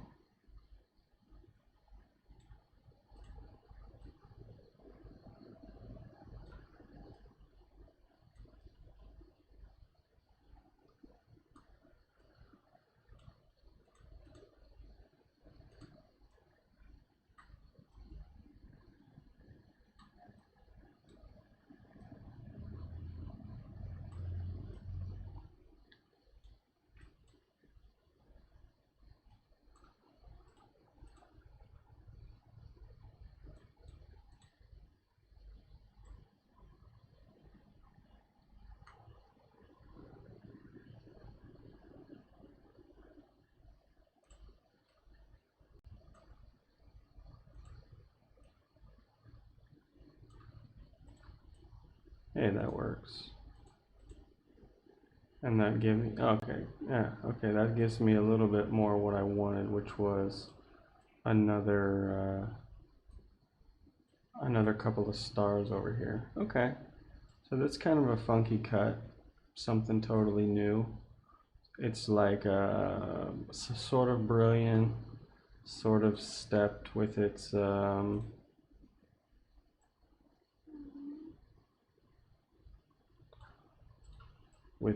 two-tier thing. Yeah, let's try it. Maybe let's do one more thing.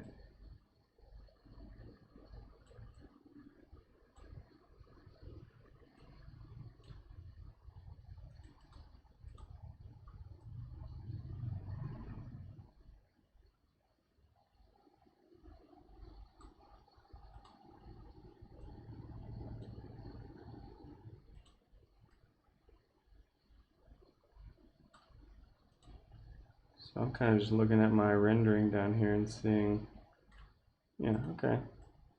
We're not going to go for a meat point culet. We're just going to go with this, whatever you want to call this. These two aren't going to meet, so there's going to be a keel line and a culet. Kind of funky. I hope the stone should be deep enough for this. So let's see what happens. And if we have to improvise, we will. So let me see if I can, what can I do here? I think I could have just been sharing the screen the whole time with you guys. Hold on, I never thought about this.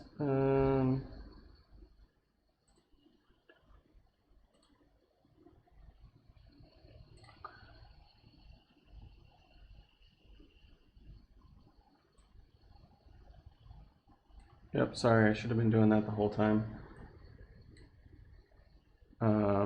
But anyway, that's our stone. So I'll just keep this window up for my own view, and I can basically just click on these and see what my angle should be as I go around. I know I made this easy for myself. The first tier is all 50 degrees. I do that on purpose because I don't want to have to change my index every time I cut one of these. But these ones are all going to be different. So that's 42, that's 43, that's 41, which is pretty close. I don't know if I want it to be that close to the, let's see if I can get it to be like 44 and still do something interesting. I don't want it to be too close to 40, which is my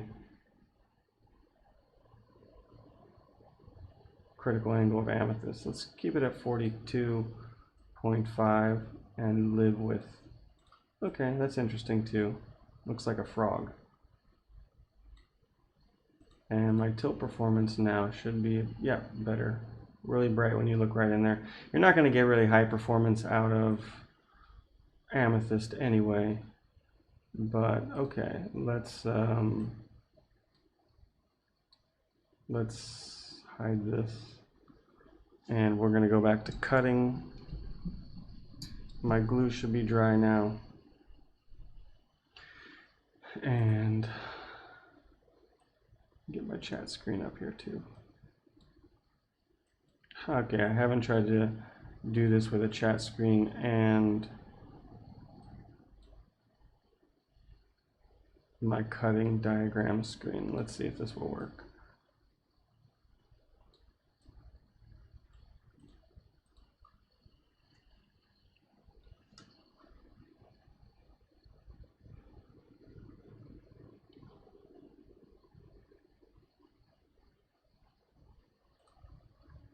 Okay, so here we go. Last thing we need to do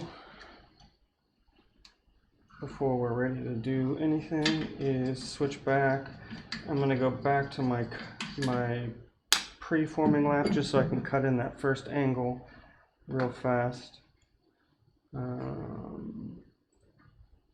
Okay, so get my water off there.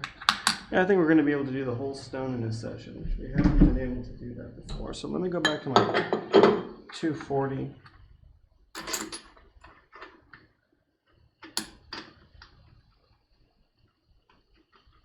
Yeah, I haven't thought about doing Gem Cut Studio as a, maybe I should do a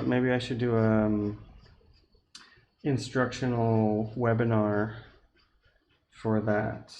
What do you think? I'm trying to think about sort of webinar classes, not free ones, but maybe like $1 or $2.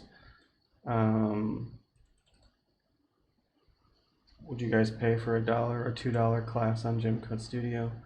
Because it's pretty fun. I'm doing one, not an instructional class. I'm doing my first paid. I've never tried to do a paid webinar, but I'm organizing this conference, or I have already organized this conference for next Saturday, the 18th. It's nothing to do with gemstones. It's all about Merlin, and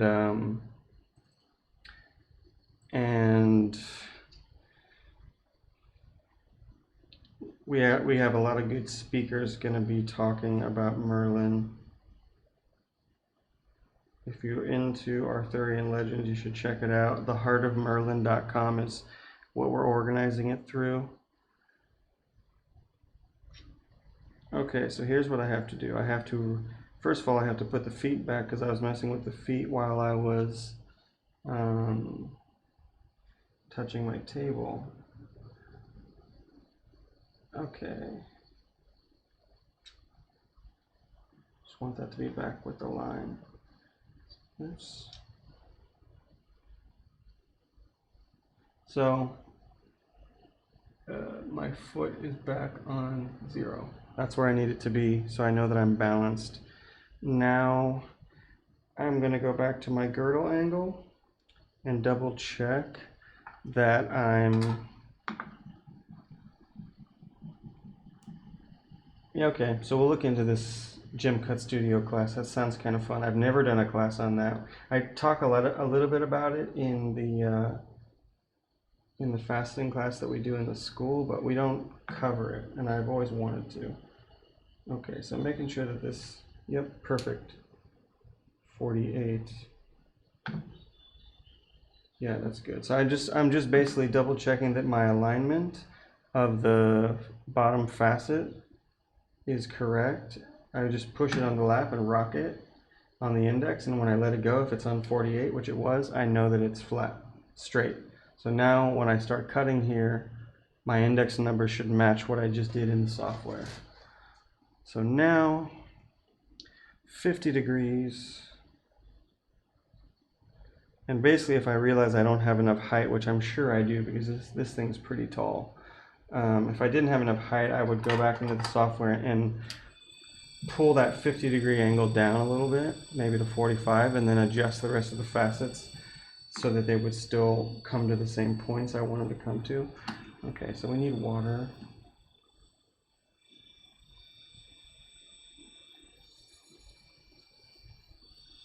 We need... So, okay, I'll start by cutting this first facet, just double check that it's on tight, which it is. And now, I don't know if you guys saw this video that I threw up on Instagram and YouTube the other day about the different hand pieces, but I'm talking about like what's the benefits of the cheater handpiece. Now this is the moment when the cheater handpiece becomes really essential. If my stone is not straight in my index wheel, normally with the old school handpiece without the cheater, we have to loosen up the dop and twist it a little bit and then cut a little bit more. But with the cheater, I can just micro adjust this. So if I see that this new line that's coming in is not flat, and basically the new line, oh, this is great, watch this. Where's that? Okay, so I'm cutting in this right now. I'm going to cut this facet in, and if I see here, let me zoom in here for you guys. If I see that these two lines right here, like this is the new line I'm about to cut to make this triangle, if this new line is not parallel, I'm going to adjust the cheater and make sure that it is parallel. So that's fun. Okay, the software on there is pretty nice for showing you guys what I'm doing. So let me just start to cut a little bit and we'll see what happens.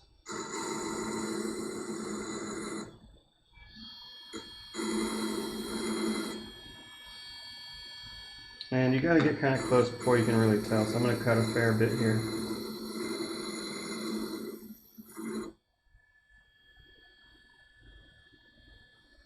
And I'll show you what I'm doing.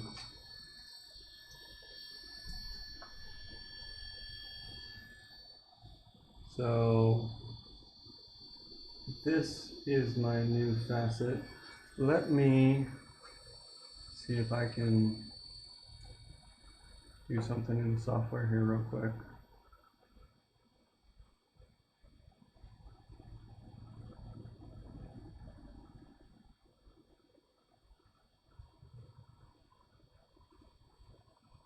Okay, so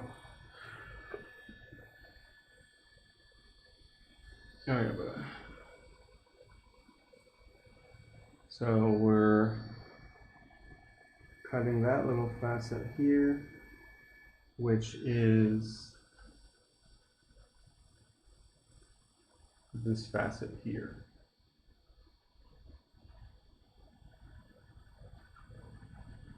Now, yeah, okay, yeah. This, I see what you're saying. You're struggling at this part. Now, this is the part where the cheater is super helpful. If you don't have the cheater, don't worry. You can do this without it, but it's much easier this way. So if you see that your line's coming, oops, what number am I on here? You see that your line's coming in crooked, you just have to twist the stone a little bit. If you have the cheater, you can twist it that way. If you don't have the cheater, and yeah, I'm coming in crooked, I think. Well, yeah, a little bit. I'll cut a little bit more though, so you guys can see it easier.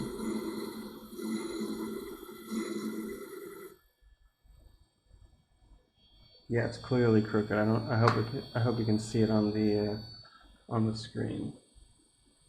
So hold on. Oops. Wrong one. Okay.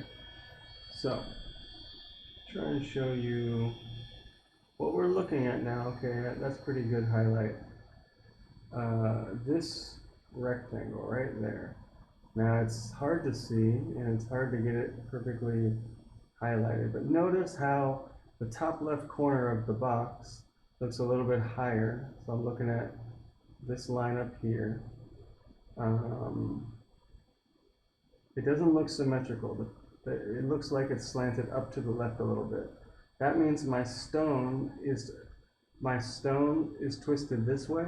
The bottom side's cutting faster than the right side's cutting faster than the left side. I need to twist it this way.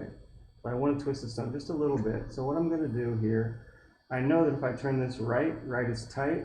That's going to make this part get closer together, which is going to push it the way I want it to push. So I'm going to turn it a little bit like that. And then I'm going to cut a little bit more. Oops, my buttons aren't working here. Okay. I'm going to cut a little bit more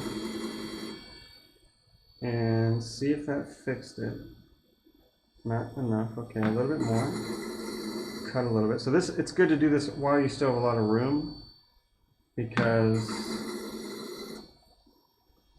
you got to cut and twist a lot, and you also want to make sure your stone's really dry, because maybe sometimes it's moving when you're doing this. That's happened to me before too. But no, mine's dry, so I'm just going to cutting and twisting, cutting and twisting. It's getting better.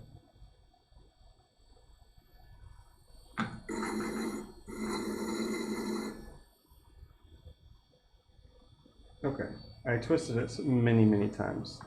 And if you don't have the cheater, then you would have just loosened your dop, twisted it a little bit, cut a little bit, but the cheater makes it easy. So now, look at that same rectangle, if I can highlight it again. Okay, look at now, okay, we're looking at this rectangle here. Where's my light? Sorry, I'm just trying to find the reflection for you guys. Yeah, not that easy to see, but now when you look at it, okay, that's better. Now when you look at it, it looks like a box. It's parallel. There's a little bit of a crack in it that I'm going to get out here in a second. But now my two girdle lines are parallel, exactly the way that they are looking in the software, so that whenever I come down and make this line, it's parallel, or this, yeah, it's parallel.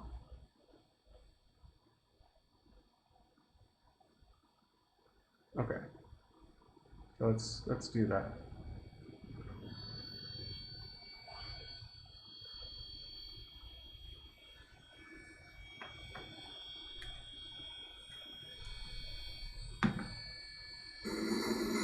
So let me just cut that down a little bit more. I don't want to cut too deep, because I want to do my final bit of alignment on the other lap, because this one's really rough.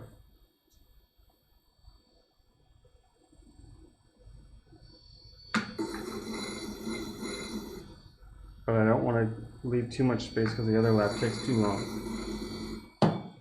And let me pull back I'm juggling too many windows now. I think I need 3 screens if I'm going to be showing you guys Gem Cut Studio.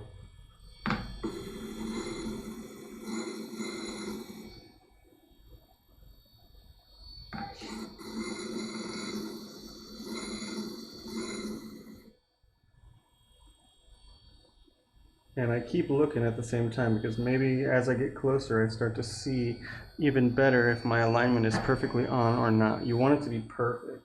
And if all goes well and you didn't have something crazy going on when you cut your girdle, when you make the first side perfect, all the other sides are going to be perfect too.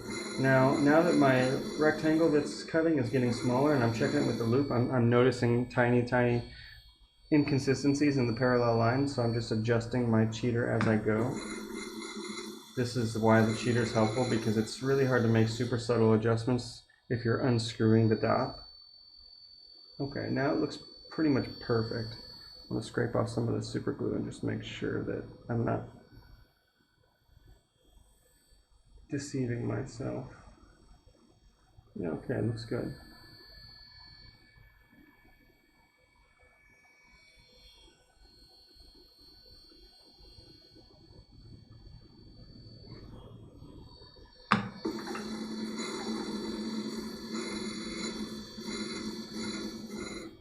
So this way, we didn't use the transfer block at all. We're just using our eyes. And this is, I guess it's old school, but this is how we really do it all the time.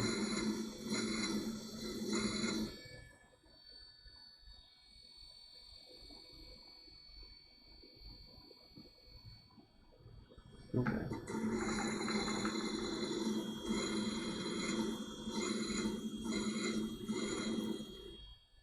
And yeah, I got a lot of material to cut through, so doing this on the 12M would take hours.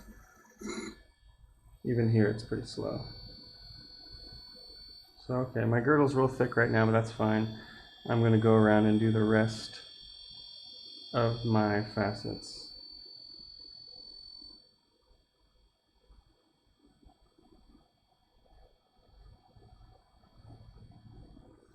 And let me just look at the screen real quick.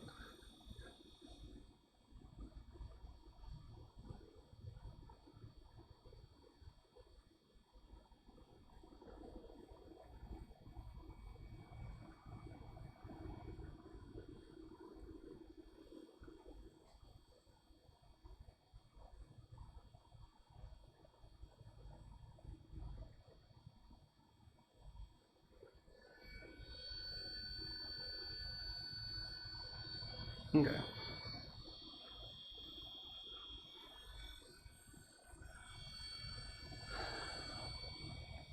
No, you just, if your stone's really shallow, it's harder to try and, twist it and twist it and twist it and twist it, whatever. But it doesn't take that long to, it's easy to learn how to do that on an emerald cut or a baguette, something square. If you try to do it on a round stone, well, the round stone, it doesn't matter that much. But on an oval shape where the oval has to be, flat, like the 96 has to be going the long way, it's a bit harder. But practicing on an emerald cut, it's super easy because you've got two straight lines. You can see if they're parallel or not. And it's really easy to see. So that's how I recommend practicing.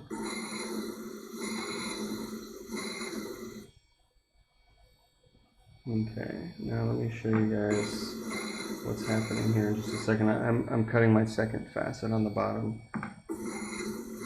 And I'm leaving the girdle quite thick for now, though I might go back and thin it out before I switch laps because it's still really thick for cutting on the other lap. But if I go around and cut, it's a bit faster, I think.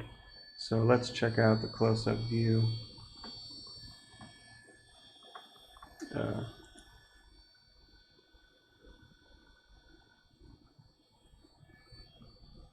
So we just did, let's see, we started here.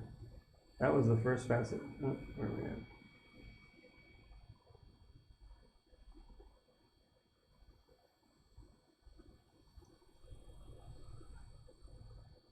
So that was the first facet. Now this is the second facet, and you'll notice the girdle lines, if I can get them lit up, they're parallel with the top.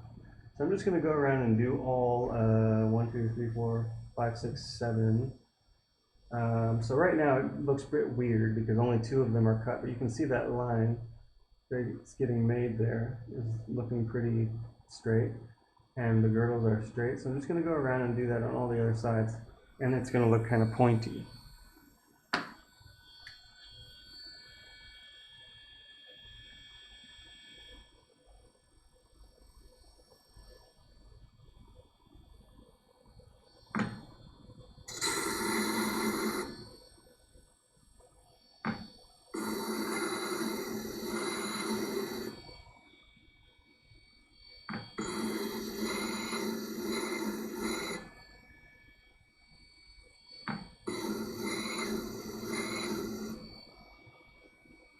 This is funny, like cutting live like this is making me do a lot of stuff that I don't normally do. Like normally I wouldn't improvise this much, you know, or just on the fly make a design while the stone's in acetone. I guess I feel like I have to go a bit faster because people are watching me, but it's kind of interesting to see. It's kind of like improv comedy. You know, sometimes you'll just say something that you didn't even ever think about before, but it's funny, or you know, it works. Maybe I'll make a design right now that I never normally would have made, but since you guys are watching me, I'm making faster decisions than I normally would. But we'll see how the stone comes out. I think it's gonna be kind of cool.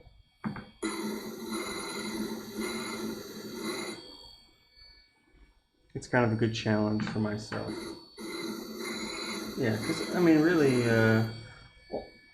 when I see the old masters, you know, these guys in Paris and London and the Czech Republic and Germany and wherever else they are, everything's improv for them. They're not using software. They're not using.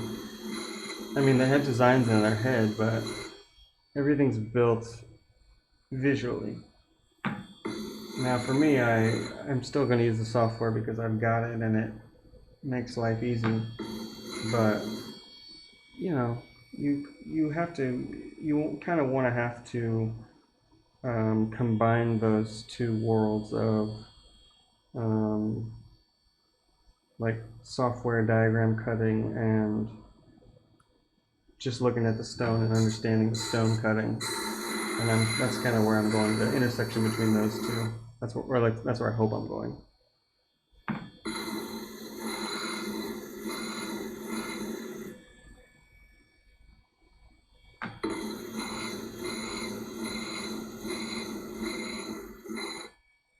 And so you'll notice as I cut, I'm not sweeping left and right the way that we do in polishing or the way that you would on a mass machine. You can just leave it in one spot. I like to go forward and back just to even it out because I want to keep this lap running as long as I can. But on this machine, we don't want to be going left and right and cutting because it's warping the facets a little bit. We just stay in the middle, aligned with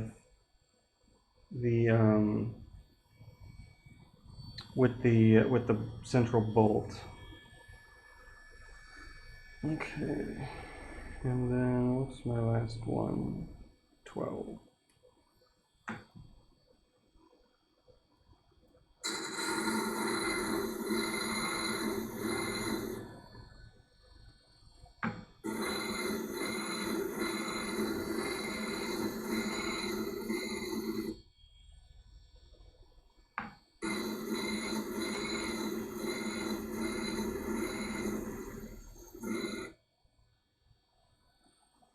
And let me do these two facets. That's all the ones on the bottom for the first tier, and then I'll show you what it looks like, so you can see. Actually, I'll show you this after I finish this one, and you can see how it looks when there's still one rough spot left.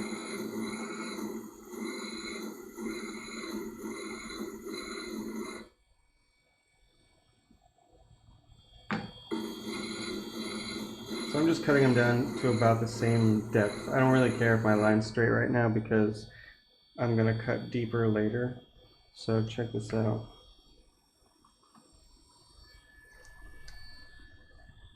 Okay, so this is what I've done so far.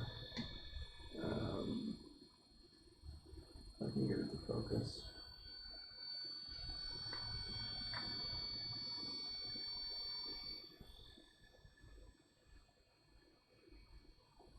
Let me dry it off. Easier to see that way. Okay. So 1, 2. Hold on. Yeah. Okay. There we go. 1, 2, 3, 4, 5, 6. And notice now this one spot here where the girdle's not flat. There's gonna have to be one more facet there to give me the flat girdle. You see now my girdle's, it's really thick right now, but it's straight all the way around. And it's all to the same depth. That's what I was trying to go for. Now, if you haven't, if your stone is crooked in the dot, in the index, your stone won't be able to meet all the way around. If you're finding that when you get to your last index, one side is not meeting the other side, that means your stone's crooked and you need to go around and cut them all again. Readjust twist it a little tiny bit, whichever way. If it's too far this way, twist it this way. If it's too far this way, twist it this way. But this one's going to be fine. I just need to cut this last index.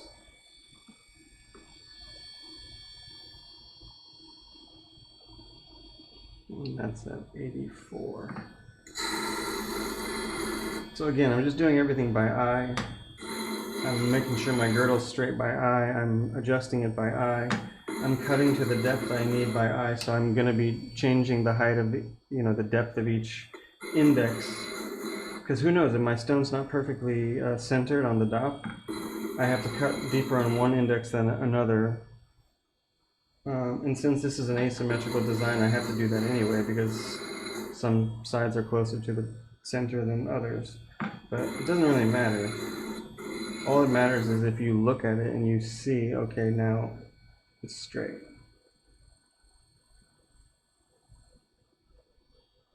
Okay.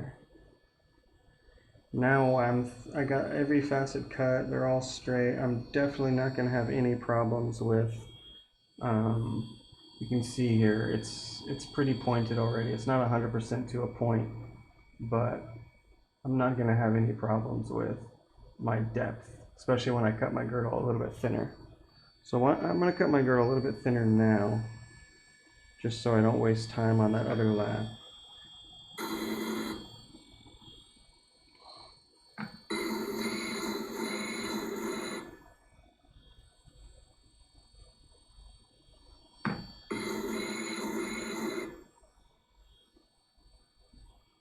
I'm going to cut it about double as thick as what I want it to be, so it just takes me a little bit of time to grind underneath of this preforming skin.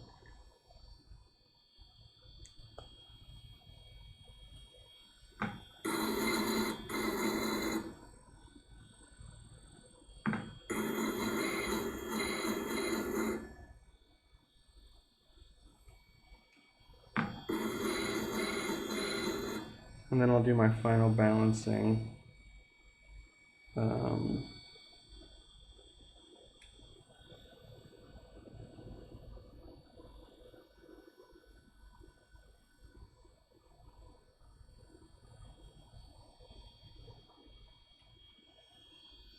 On the other lap.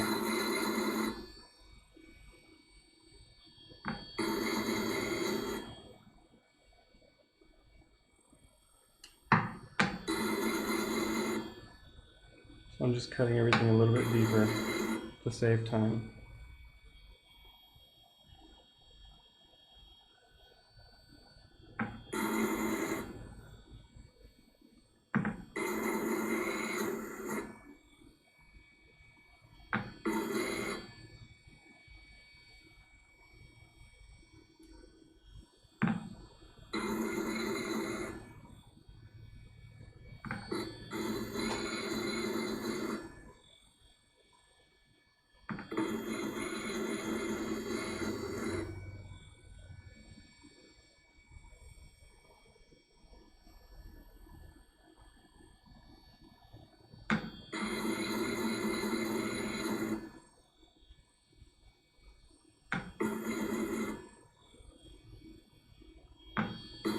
Okay.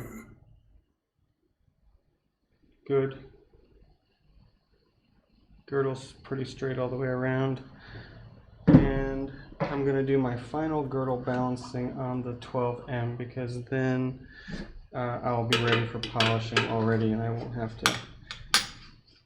Also, the subsurface damage or whatever, I don't want the preform skin to be too close to the final depth of the final facet. So do the final balance on here.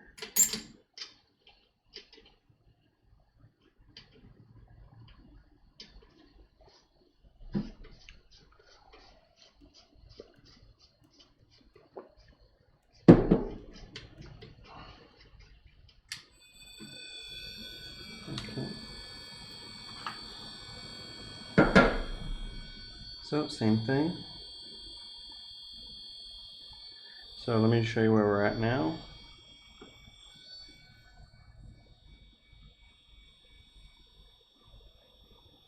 So all the facets are cut.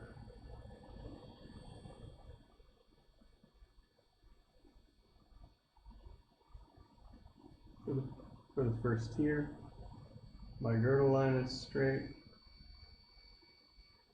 You see it shining down there. And I'm just going to cut it to about half the thickness that it is now. So I'll start with the middle one. So this one cuts a lot slower. That's why I don't want to have too much time on this lap, but it's not that slow.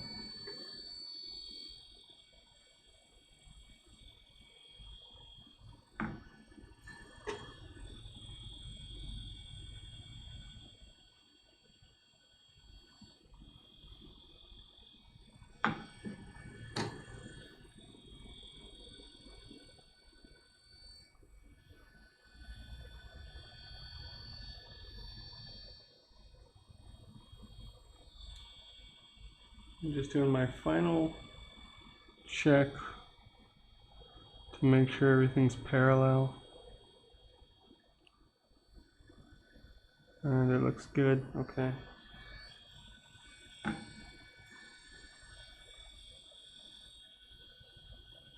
Good.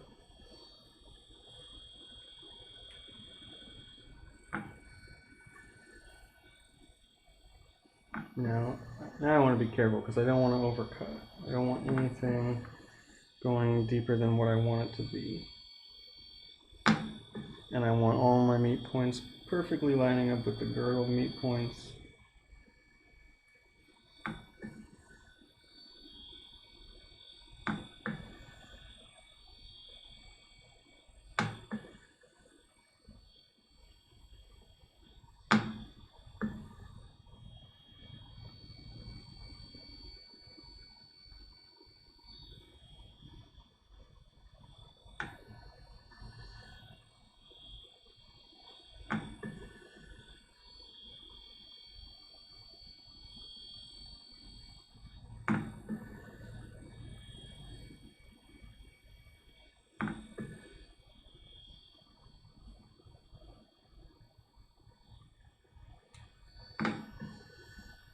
And so not only is this doing my perfect precision alignment of the meat points, but the texture of the facet surface is much more satiny now, so it's ready for polishing when I get to that point.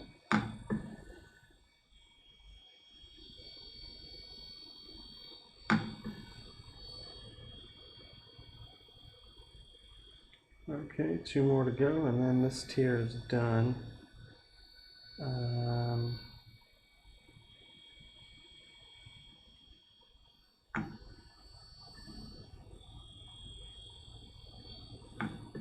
You notice that every time I change my index, I bring the plate up and then come back down, because on my final cut, I want to make sure that I'm not going too deep.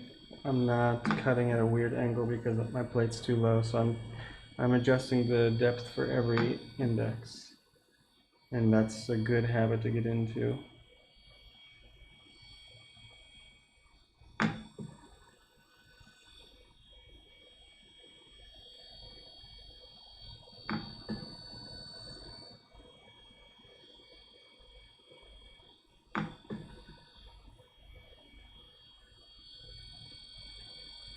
Okay, and final facet.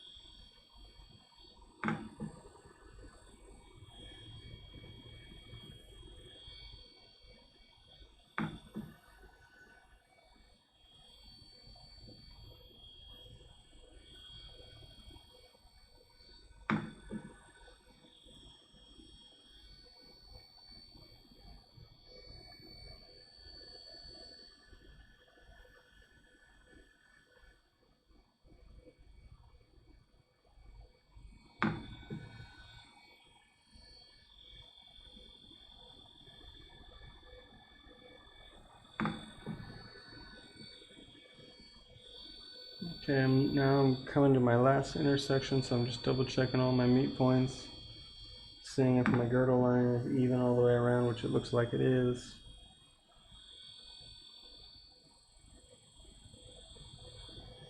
And doing a couple little small tweaks.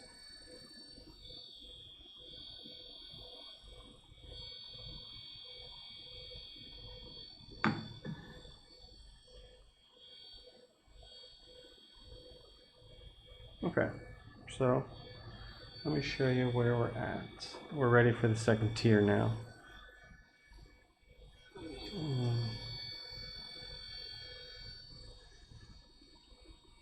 So all my facets are cut. My girdle is very, very straight and even now. And everything is basically at the pre-polishing level. I'm just cutting on the pre-polishing lap. That's kind of my time-saving technique lately. And as you can see, it didn't take too long. This lap cuts pretty fast. So now what we're gonna do, so let me switch windows here, is we're going to start cutting these facets. So we just did these. This is all my 50-degree level. So now we're going to cut these, and these all have different angles, so I have to be careful and watch out for these. So I'm going to start with, I guess, these two because they're the biggest. 42.25. Okay. And I won't cut them as deep as they have to be. I'll leave a little bit of space so I can come in on the polishing and push them up a little bit. Okay, so let's show you this view.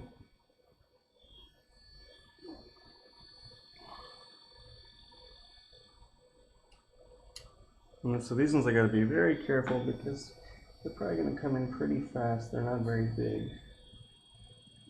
Okay. No problem. Coming in nice and easy, not too quick. Just don't want to overcut.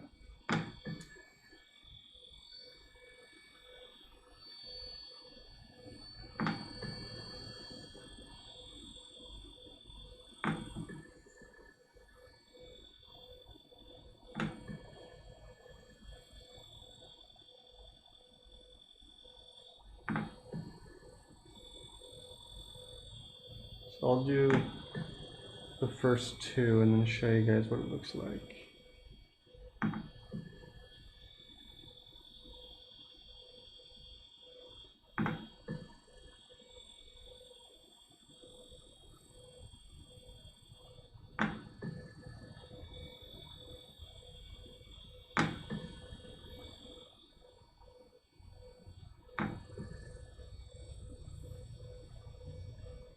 Okay, that's good. And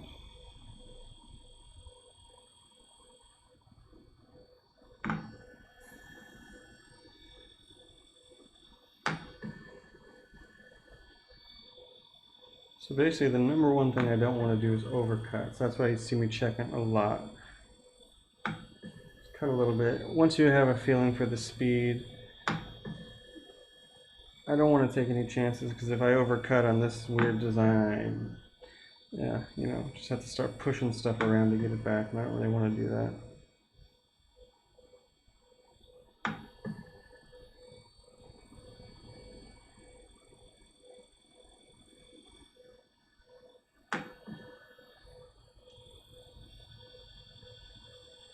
Okay, that's good. So let me show you where we're at now.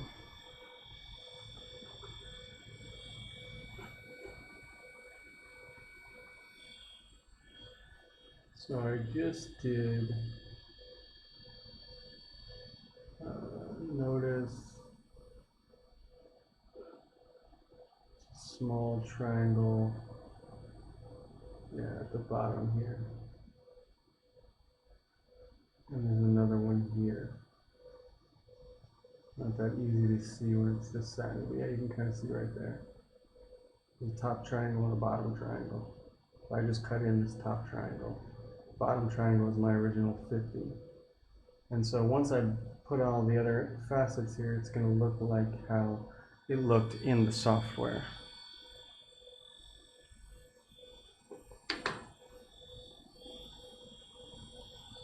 Okay, so my next two, so I just did these two. Now I'm going to do these two little ones at 42.5, so same angle, different indexes though.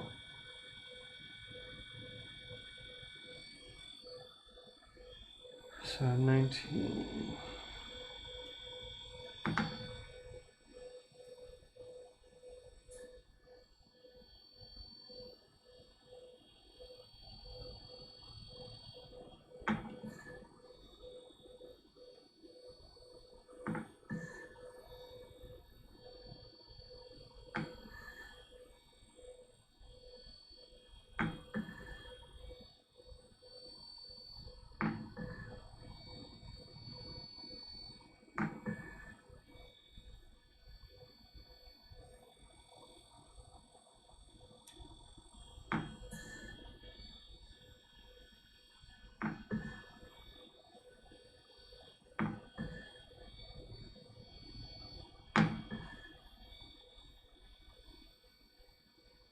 Okay, those two are done. Let's see here. That little triangle right there.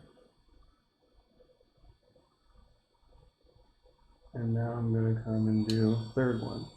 So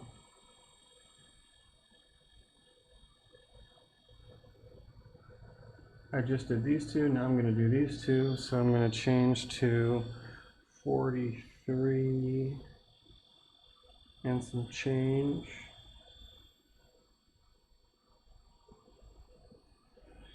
And at 34.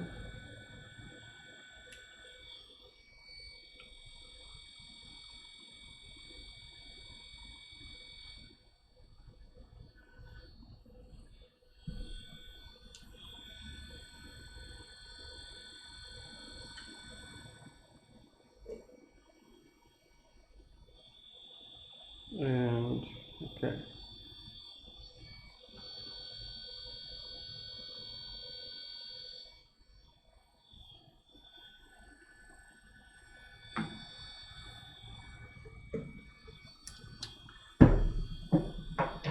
Water run.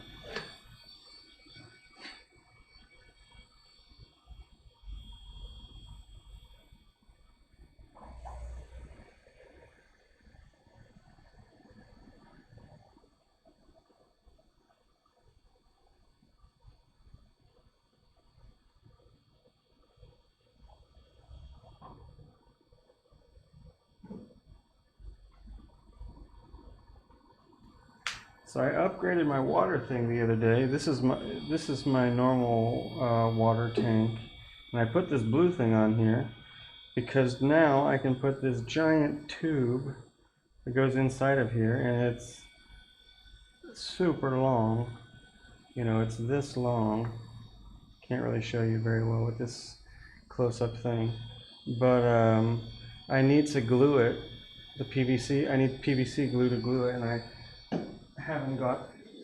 have the glue, but I haven't done it yet, so I'm still just working with the slightly heightened but not super tall water container. Okay, so let's get on with this. We're doing our third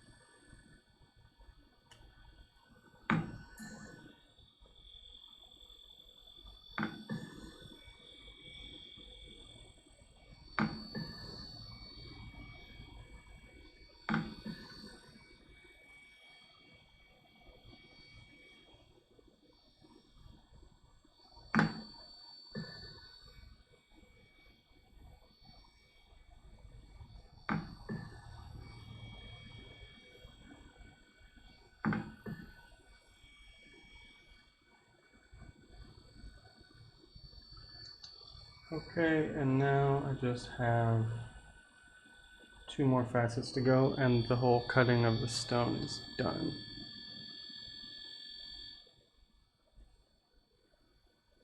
Yeah, so the pavilion, show you where I'm at. Pavilion is almost there. Whoops, okay, so I just cut these 2 facets. Whoops. I just cut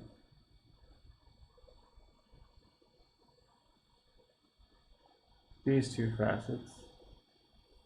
Now I'm going to cut these 2. And I can show you what it looks like.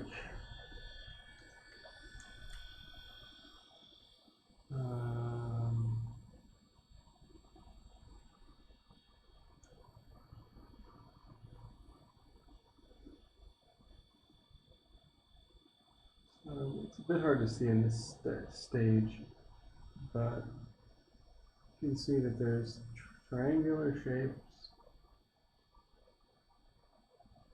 here and there, and I just need to put 2 more triangles in right here, and I'm ready to polish.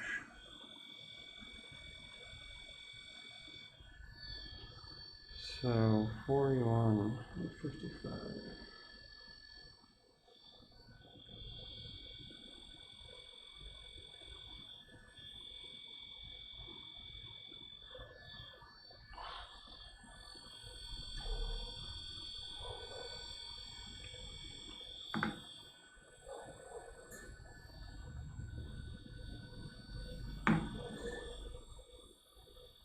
Yeah, these ones are super small, so they don't take any time at all.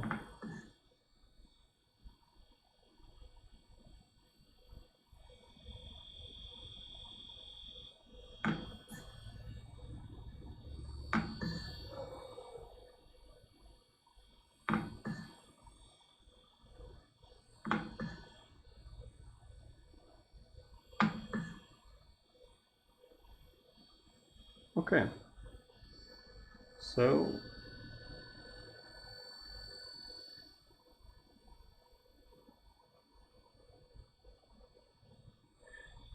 the cutting of the pavilion is finished, and finally we just need to, let's give this one a wipe down. Finally we just need to polish and the stone is done. Okay.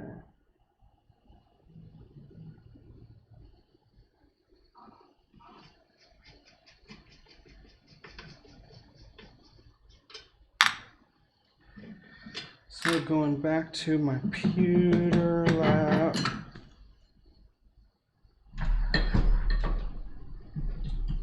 I'm sure I could also easily polish this on my bat lab. I could polish this on my matrix. I've even actually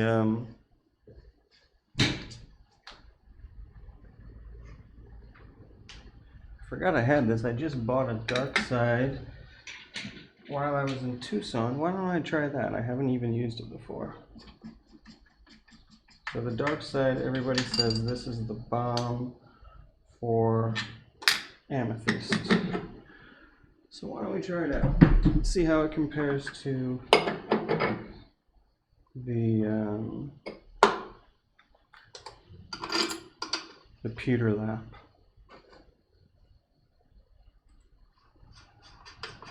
Yeah, making a gem.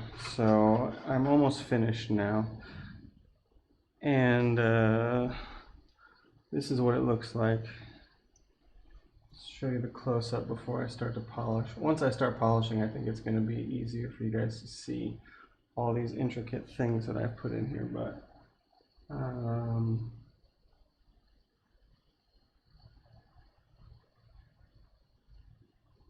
you can see all the little triangles. They're hard to see right now because they're all matte, but they're about to get glossy here in just a second. And yeah, so let's switch over to overhead view. And so this one we'll just give a light drip.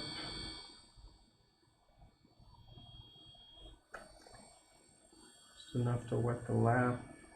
Slow drip.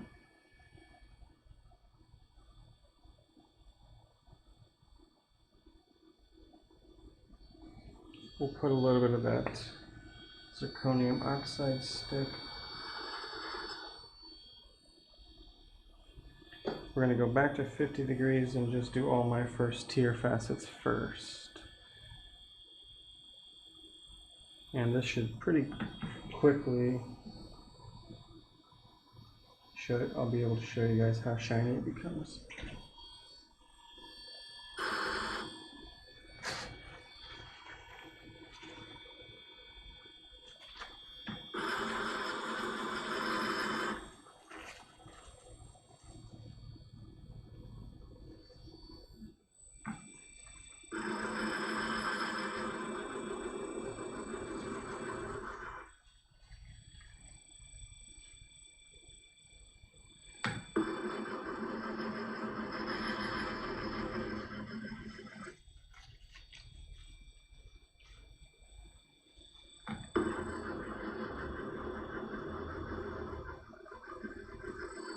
Yeah, trying to keep a nice, if you don't keep a nice girdle line, your jeweler is going to be upset with you.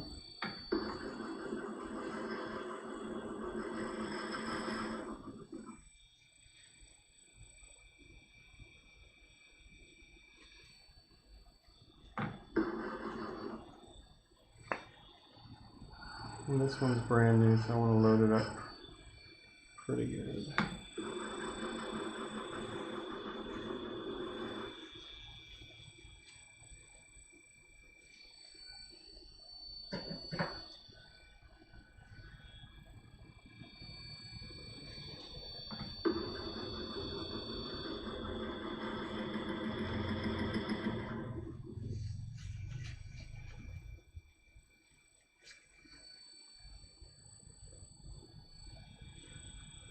Yeah, okay.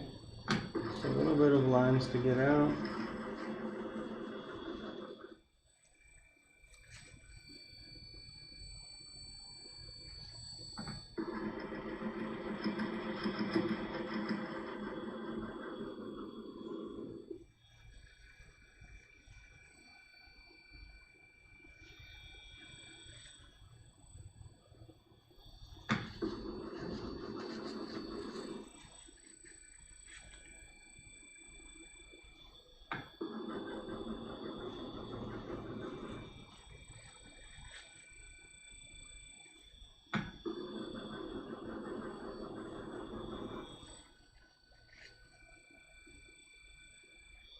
Yeah, it's looking pretty nice.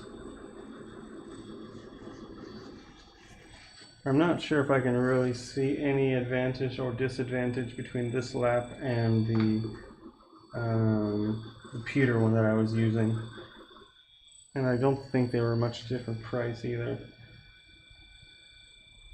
But let's see. Let's see how the whole thing goes. We can compare polishing quality top to bottom and see if you can even notice a difference. I really doubt that you'll be able to. It's mostly just going to be about speed and ease. Okay, so that facet's finished. So let's see. Now you'll really be able to see a difference in the polish to the unpolished facets. So notice, yeah, right there, that triangle, I just polished that compared to all these frosty looking facets. And once I finish all these and I pull it off the doff, it's going to be super shiny, purple, nice. So let's go through and we will polish all those 50-degree ones.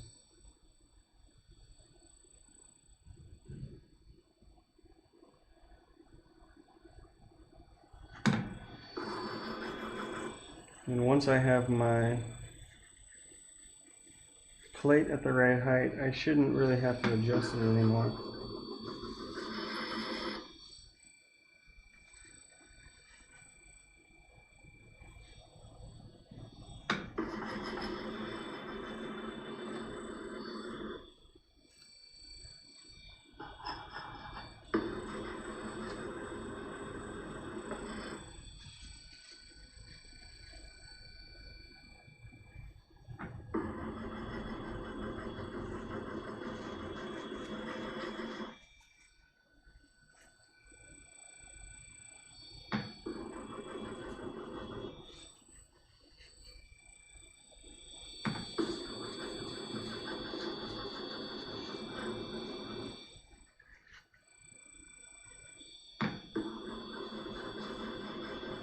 and still get the occasional scratch that you have to get out.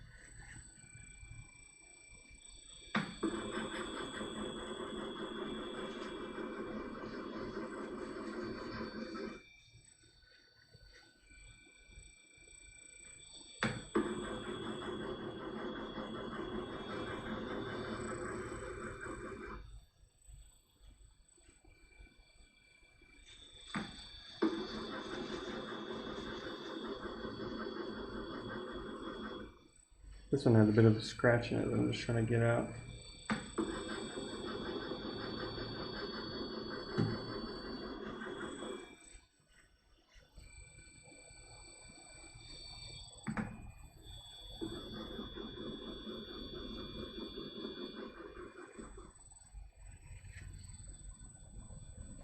Okay, good.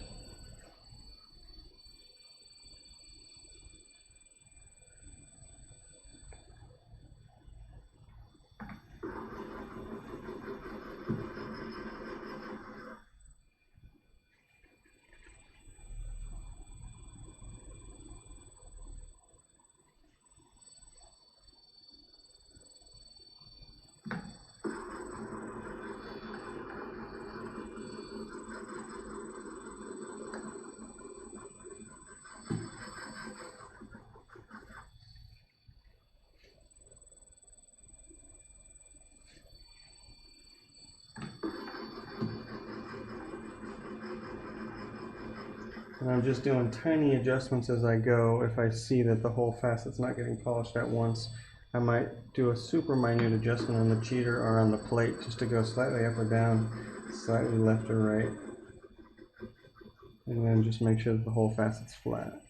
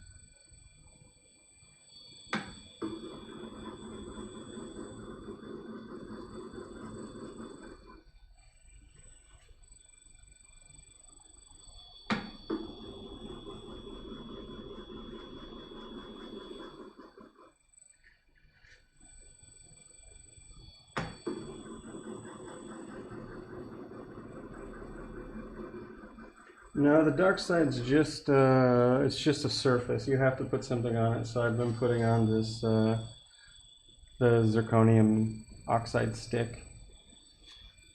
It's doing well, but it's giving me some scratches, so I'm going to try and clean it off and reapply it.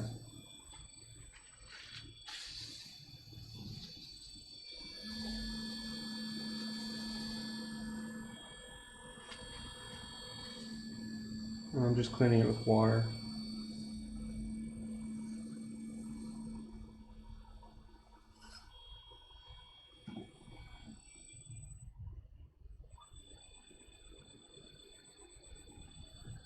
And I'm going to wipe this off too.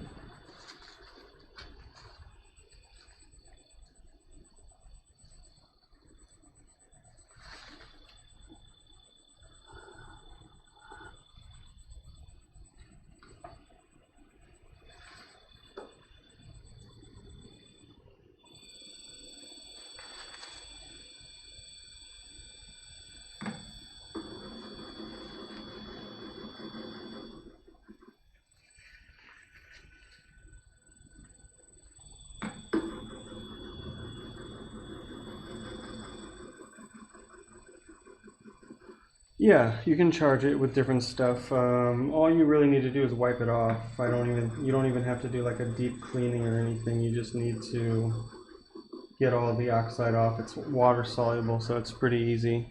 And then you can switch between, I don't know, cerium, zirconium, tin, aluminum, whatever you like to use. I'm just experimenting with the zirconium because I never did it before and I wanted to see how it worked. It's working well, but this particular facet is giving me all kinds of scratches. Don't know why.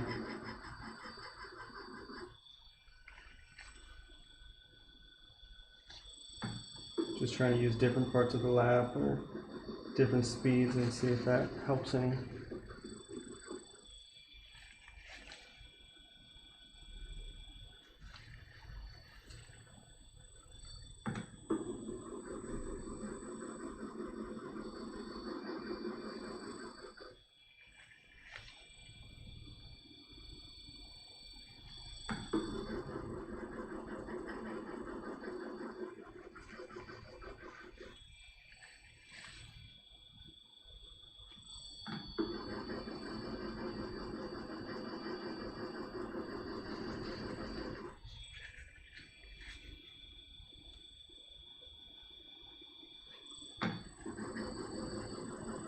So yeah, this one, yeah, it's just every time I do it, there's more different scratches coming, so I'm pressing quite hard now.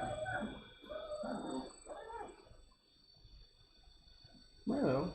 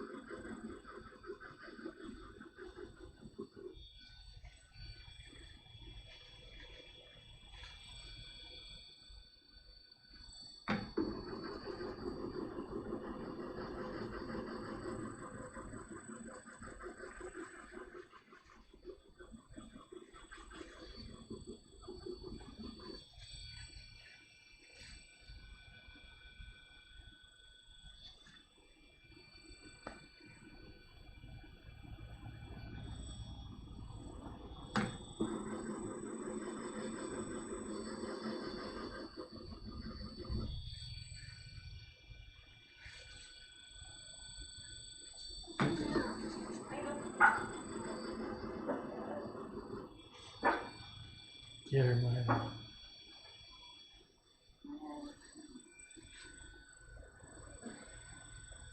Okay. Now the scratches are finally coming out. Found the sweet spot on the lap, I think.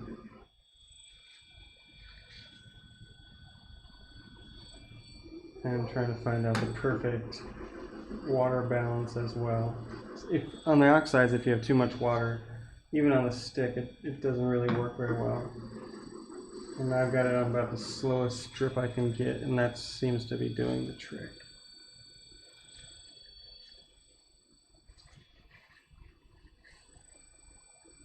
Yeah, good. No more scratches. Okay.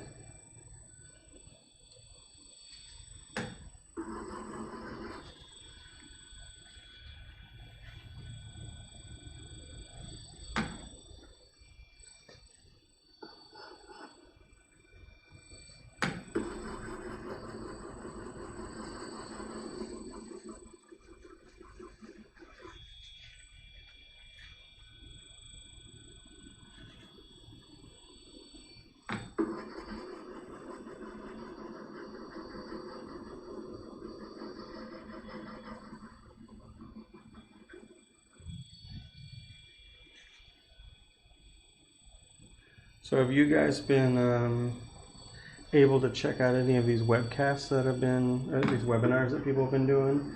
I know a lot of people are doing them now. Rui, the Portuguese gemologist, was kind of the guy that started it, and then I started doing some. Now Jim A is doing some, AIGS is doing some. I haven't seen the GIA doing any, but I'm sure maybe they're thinking about it.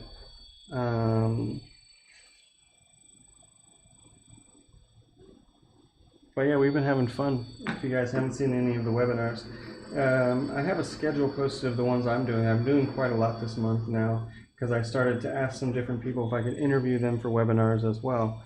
So I'm doing a webinar every Wednesday, and then every Sunday now, which is a new thing starting this week, I'm going to be interviewing people on Sundays. So this coming Wednesday, I'm doing a talk about beauty, value, and the power of gem cutting. And then on Sunday, I'm going to be interviewing this gemologist in England named Sarah Caldwell Steele. She's a friend of mine, and she is just like the world's foremost authority on jet, the black stone. So we're going to be talking about some of the kind of the magical history of jet, because it has a really old history and people have been using it for all kinds of sacred, shamanic, magical reasons for, you know, tens of thousands of years. And so we're going to be looking at some of the historical magical uses of jet. So that's going to be pretty fun. If you want to see the schedule, you can check out my website, justinkprim.com.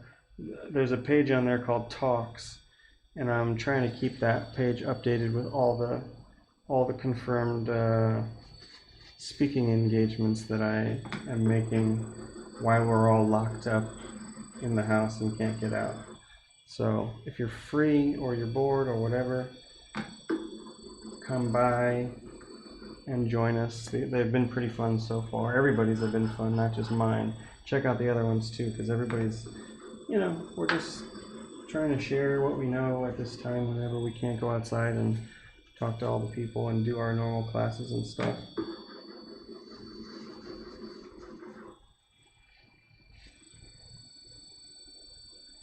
Okay, that's looking good.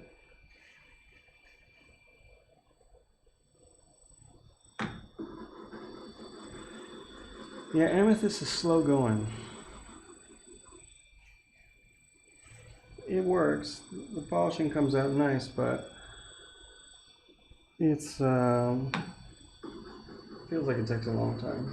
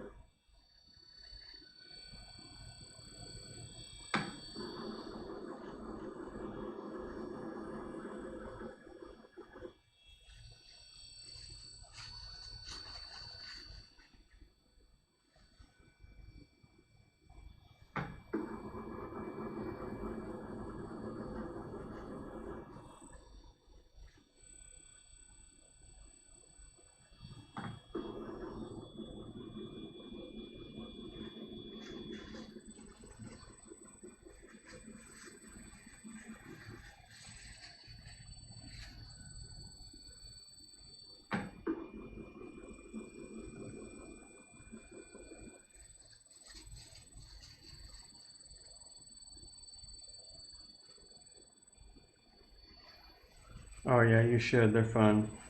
I know the ones I'm doing, I'm also posting up on YouTube. I don't know if the other people are doing that too, or if they're only just live. I know for mine, since I'm in Bangkok, I'm not really in the same time zone as most other people. I don't want to make it so it's stressful to try and get on at the right time.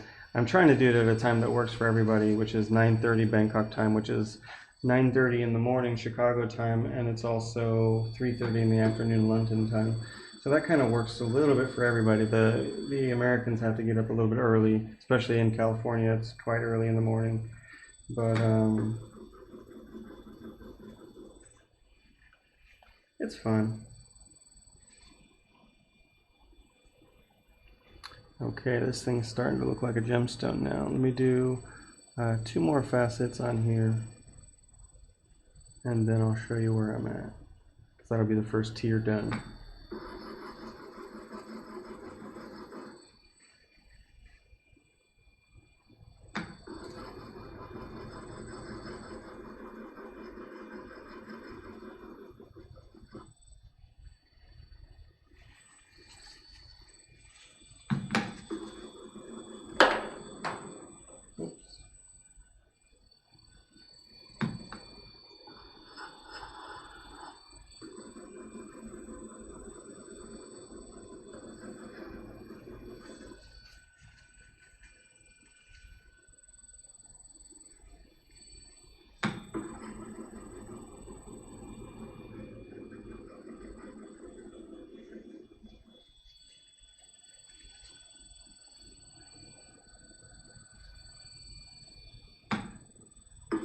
Yeah, I'm not surprised. Maybe, yeah, maybe better to stay on YouTube. Thank you. I really like that art one myself. That was fun. I've been looking at all these paintings for so long, and it was cool to be able to make a narrative out of it. Something I hadn't really thought about doing before. So I'm looking forward to doing some other new ones as well, not just some of the talks I've done already, but some of them are just totally fresh, so yeah, it's exciting for me too.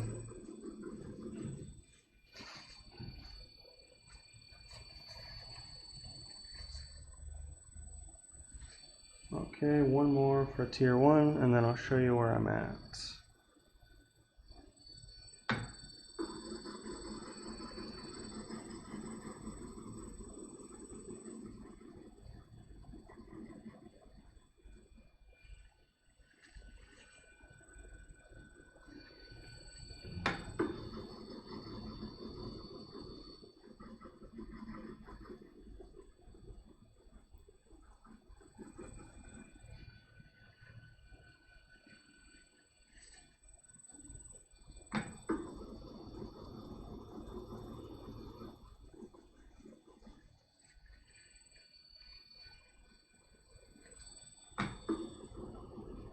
Okay, I think I really found the sweet spot on this lap. I realize if I use the outside edge, it's giving me all kinds of crazy scratches. I don't know why. I feel like a lot of my laps do that. But if I just stay right in the middle, no scratches, polishes pretty fast. If I don't have to get out scratches, the polishing comes really fast.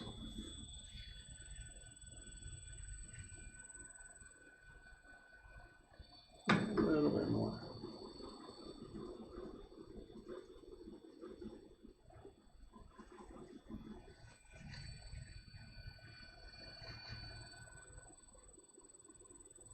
Okay, so let me show you guys the close-up view now, where it's going to be very clear. You can see the polished one versus the non-polished ones. I still have about 8 facets to go until the stone's done. These 2 are going to be the biggest, hardest ones to do, but it's pretty clear right now what the stone's looking like. Yeah, you can see.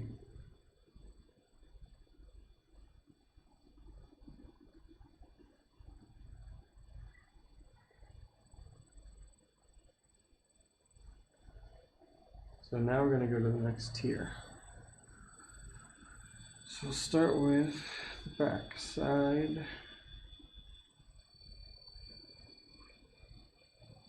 The easy ones.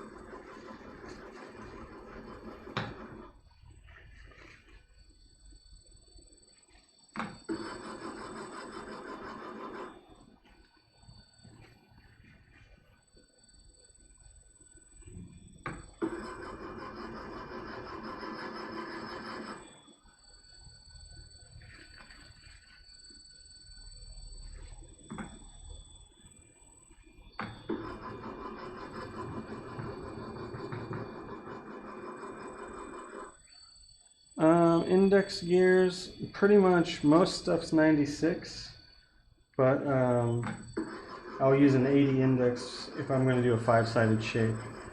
Pretty much those are the only two. I mean, I have a 64. We use a 64 at school because just basically because it's easier for the students to not make mistakes. But if you have a 96, there's really no reason to use a 64. The 64 doesn't give you as many options for, especially when you're working on like ovals and stuff. Sometimes the indexes aren't where you need them to be, and yeah, the 96 is better. I never used a 120, but I think maybe a 120 sometimes could be helpful. But really, 96 and 80, you can do pretty much everything. I've never had a design that I couldn't do with those two indexes, except for a 7-sided design. I'm not even sure what index you need for that. I made a design like that and then realized I couldn't cut it, and I don't know. Can't do 7-sided, oh well. Maybe on 120 you could do a 7-sided.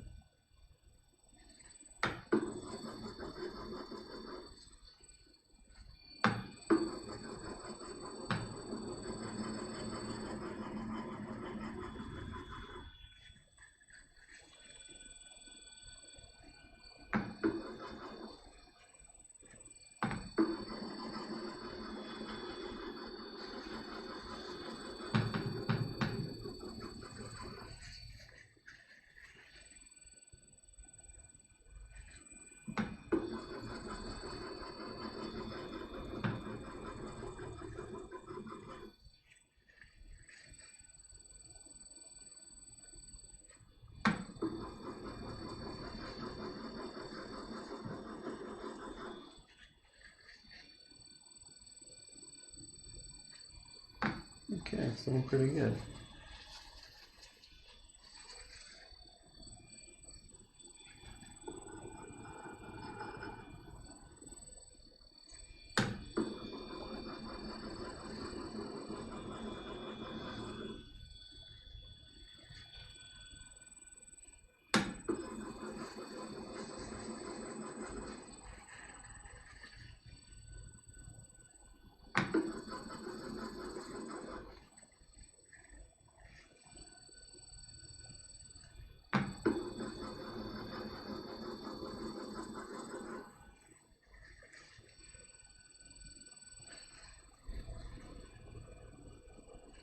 Okay, that one's done.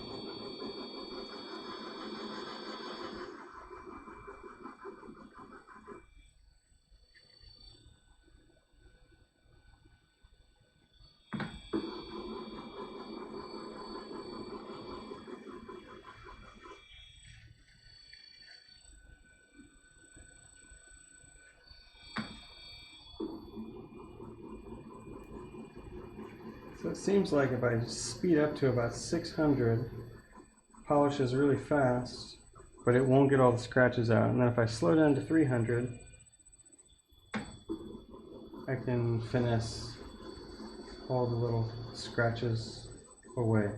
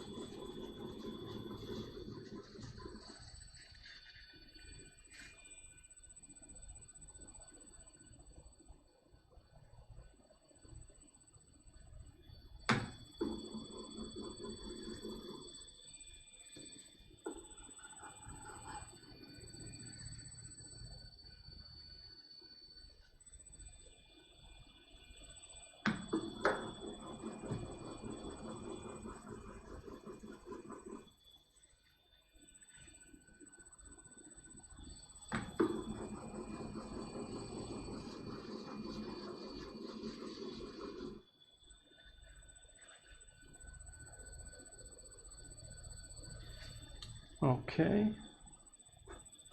Now we'll switch to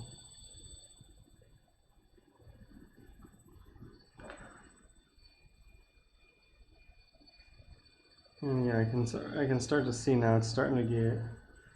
I have a lot of glue on here, so you can't see too much, but it's starting to get pretty sparkly from my side view. So if we look like, I don't know, you can start to catch it. It doesn't really show up so good on the camera, but while I'm cutting, I can start to see little flashes of fire coming in, and so you can see I've done all these back ones now, and now I've got to come up and do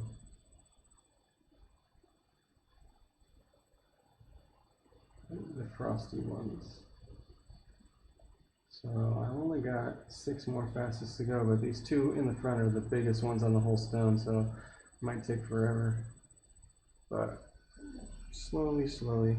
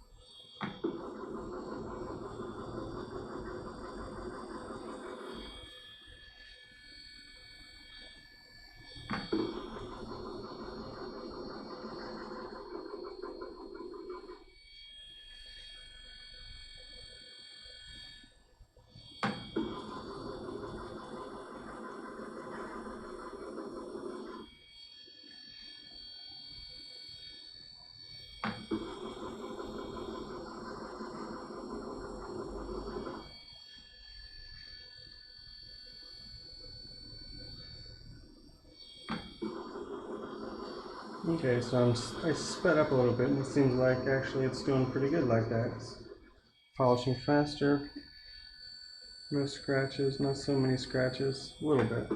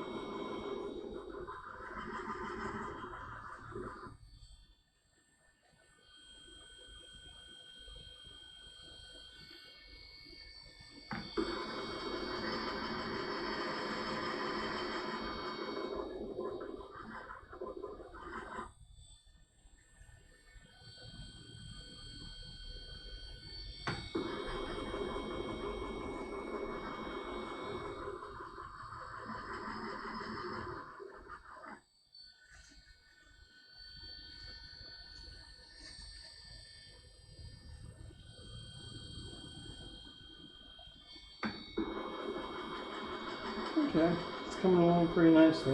One little scratch in this one, trying to get out.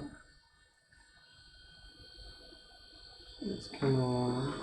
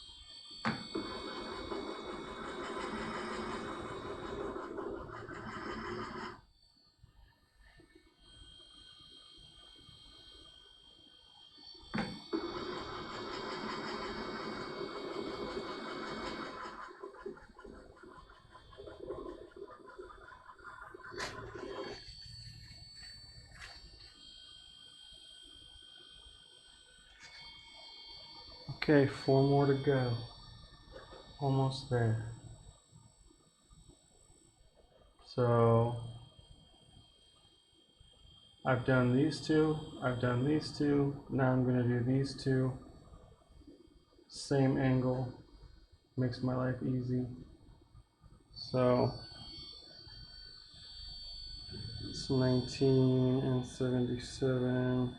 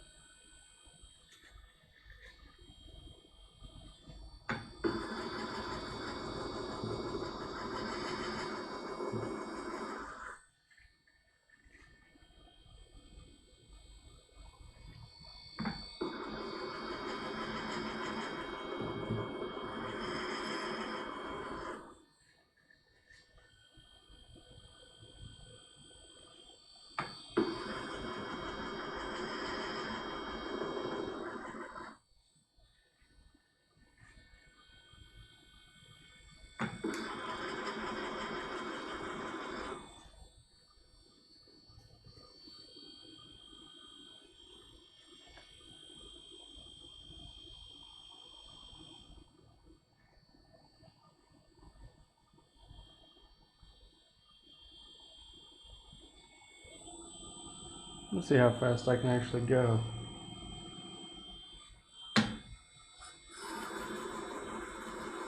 I'm up to 1100 now.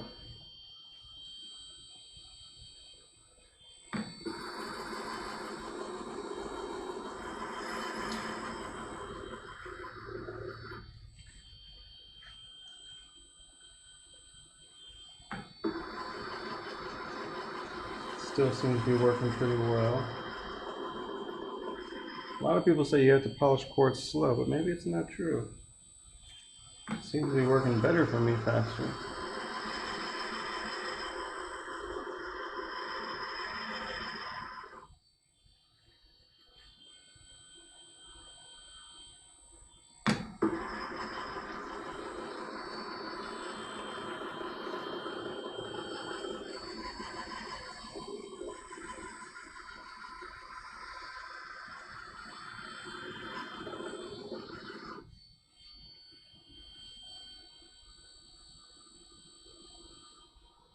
Yeah. Yeah, it's better. Okay, the two big ones left, that's it. 42.2.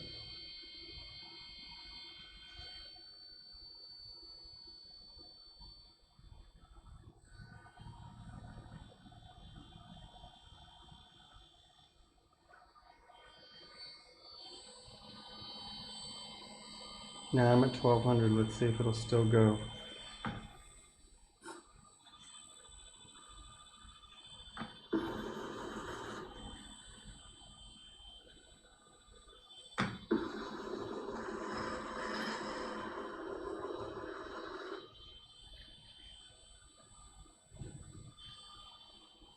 Still working.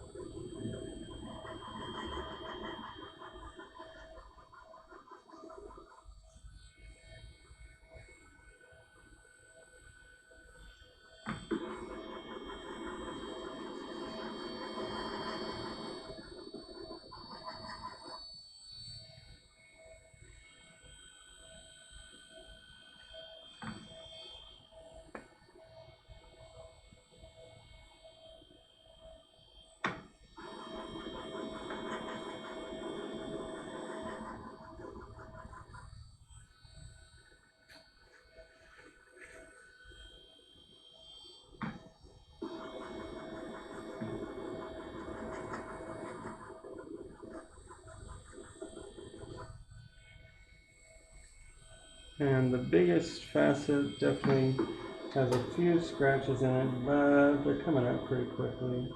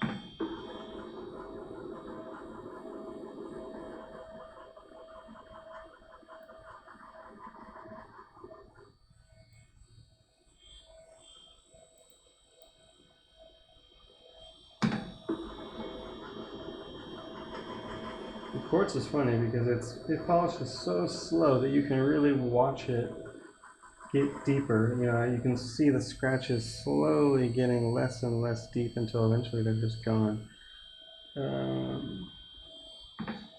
That's where I'm at right now. Slowly trying to get underneath of these scratches. But the facets are so big, I don't want to take too long, and I'm ready to be done with this stone.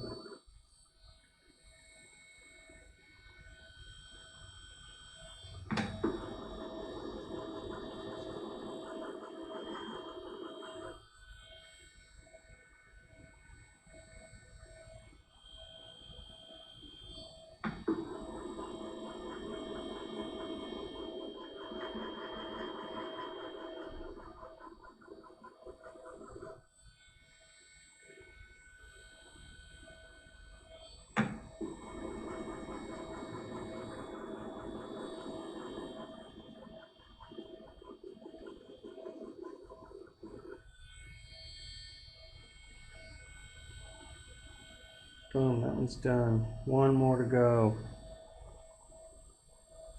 I'm excited to see how this looks.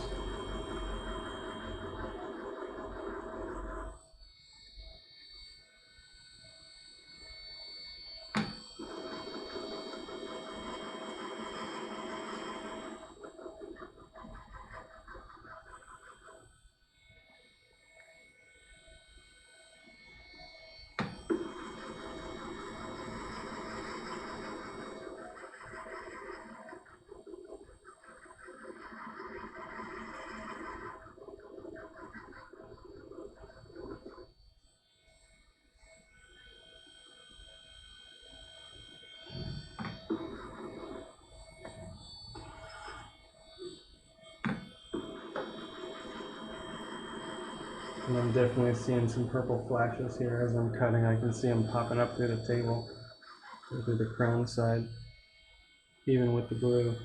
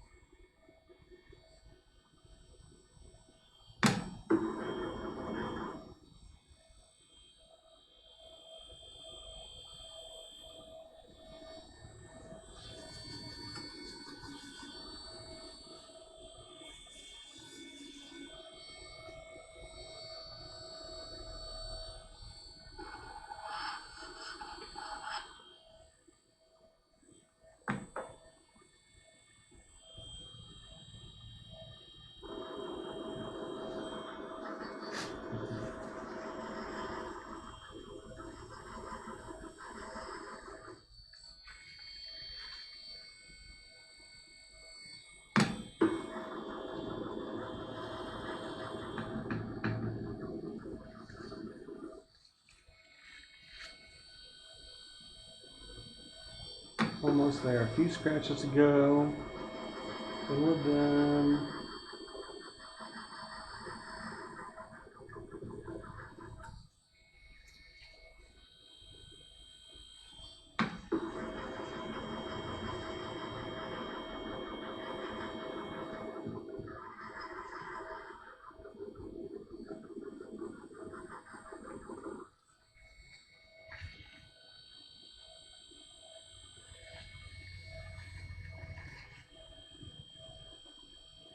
Okay, looks like we're finished.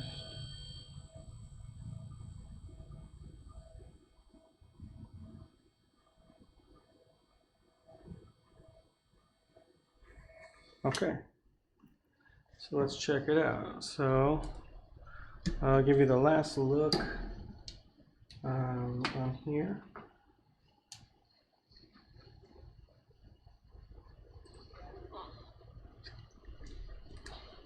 Oops.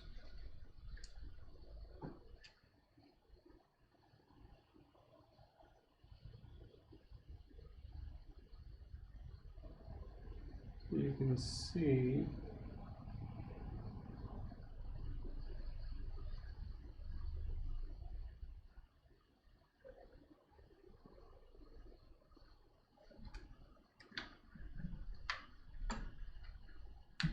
make this a little bit better.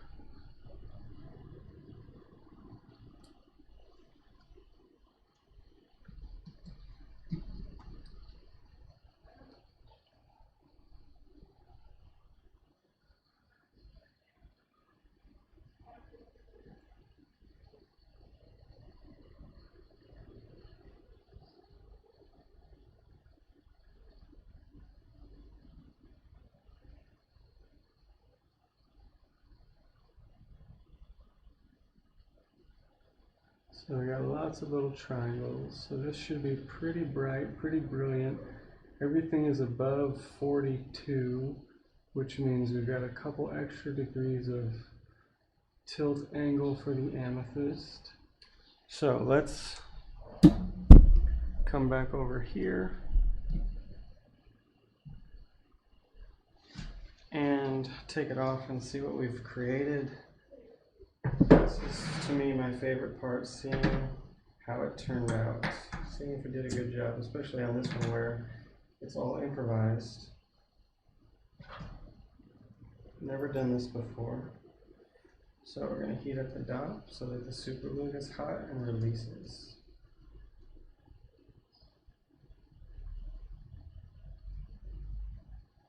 We don't need to get the stone hot, we just need to get the metal hot.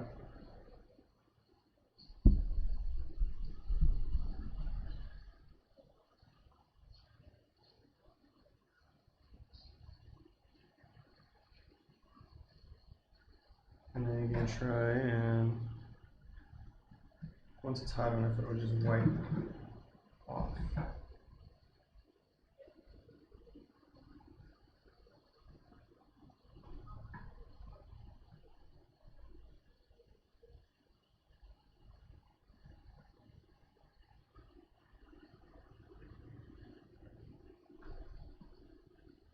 Yep, nice and easy, just like that.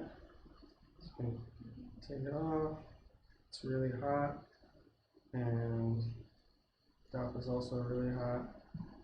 So you can just set it to the side, cap that. Now once this is cool, we can drop it into the acetone.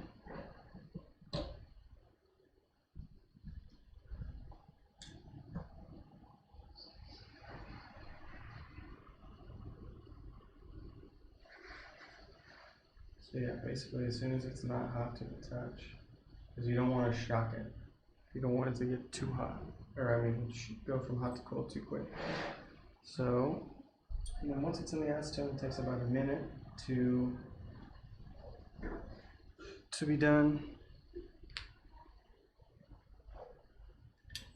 And then while we're waiting on that one, we can wipe down our lap.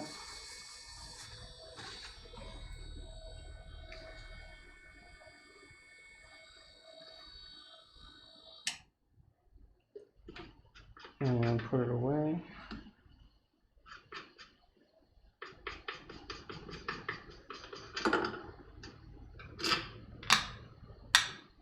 So the dark side, first attempt, we're pretty good. I like it.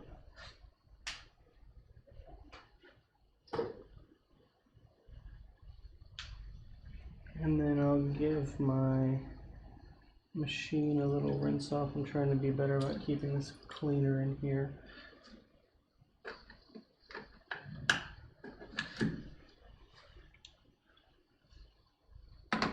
And I like to just tilt it up a little bit and let all the water just run out. I was getting a lot of contamination problems earlier this week, and I was kind of thinking maybe it's from not cleaning this enough. So maybe after every stone I have to get into my ritual of cleaning the inside. Not that hard really if it's still wet. You can even use your old rags to do this. It's a great way to reuse them, not waste paper.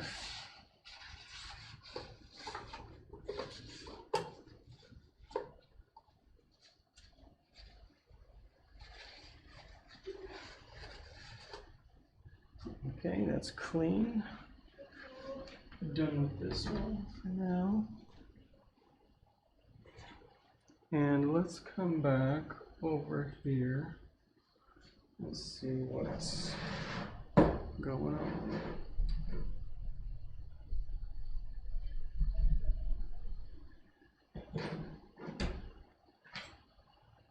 Okay.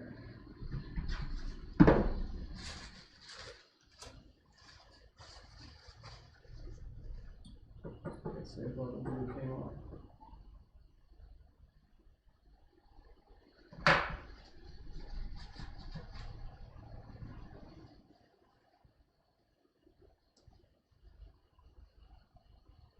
It's totally cool.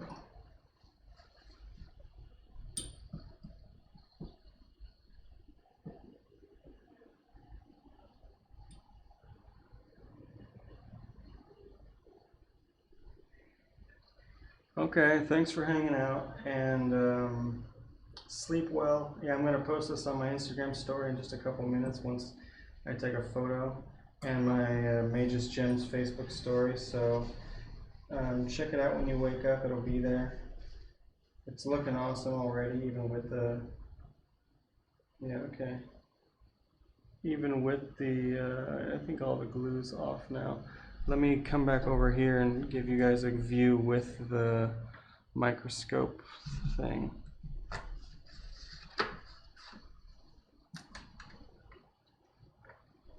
Oops, stay on that.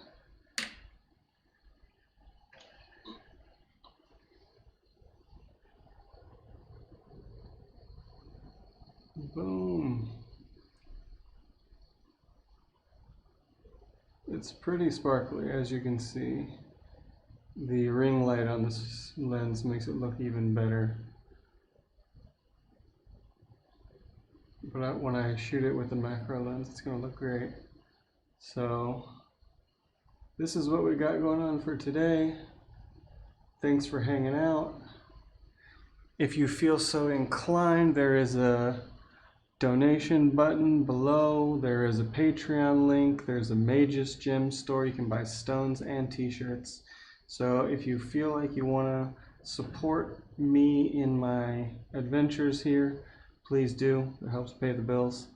Definitely, if you have time tomorrow, check out my webinar on the power of recutting and cutting and all that. That's going to be here on Twitch, 9:30 Bangkok time, 9:30 a.m. Chicago time, 3:30 London time. So catch you later, or catch me on YouTube or Instagram or Facebook or wherever. And thanks for being here. Thanks for spending some time with me. And I'll see you next week at the same time.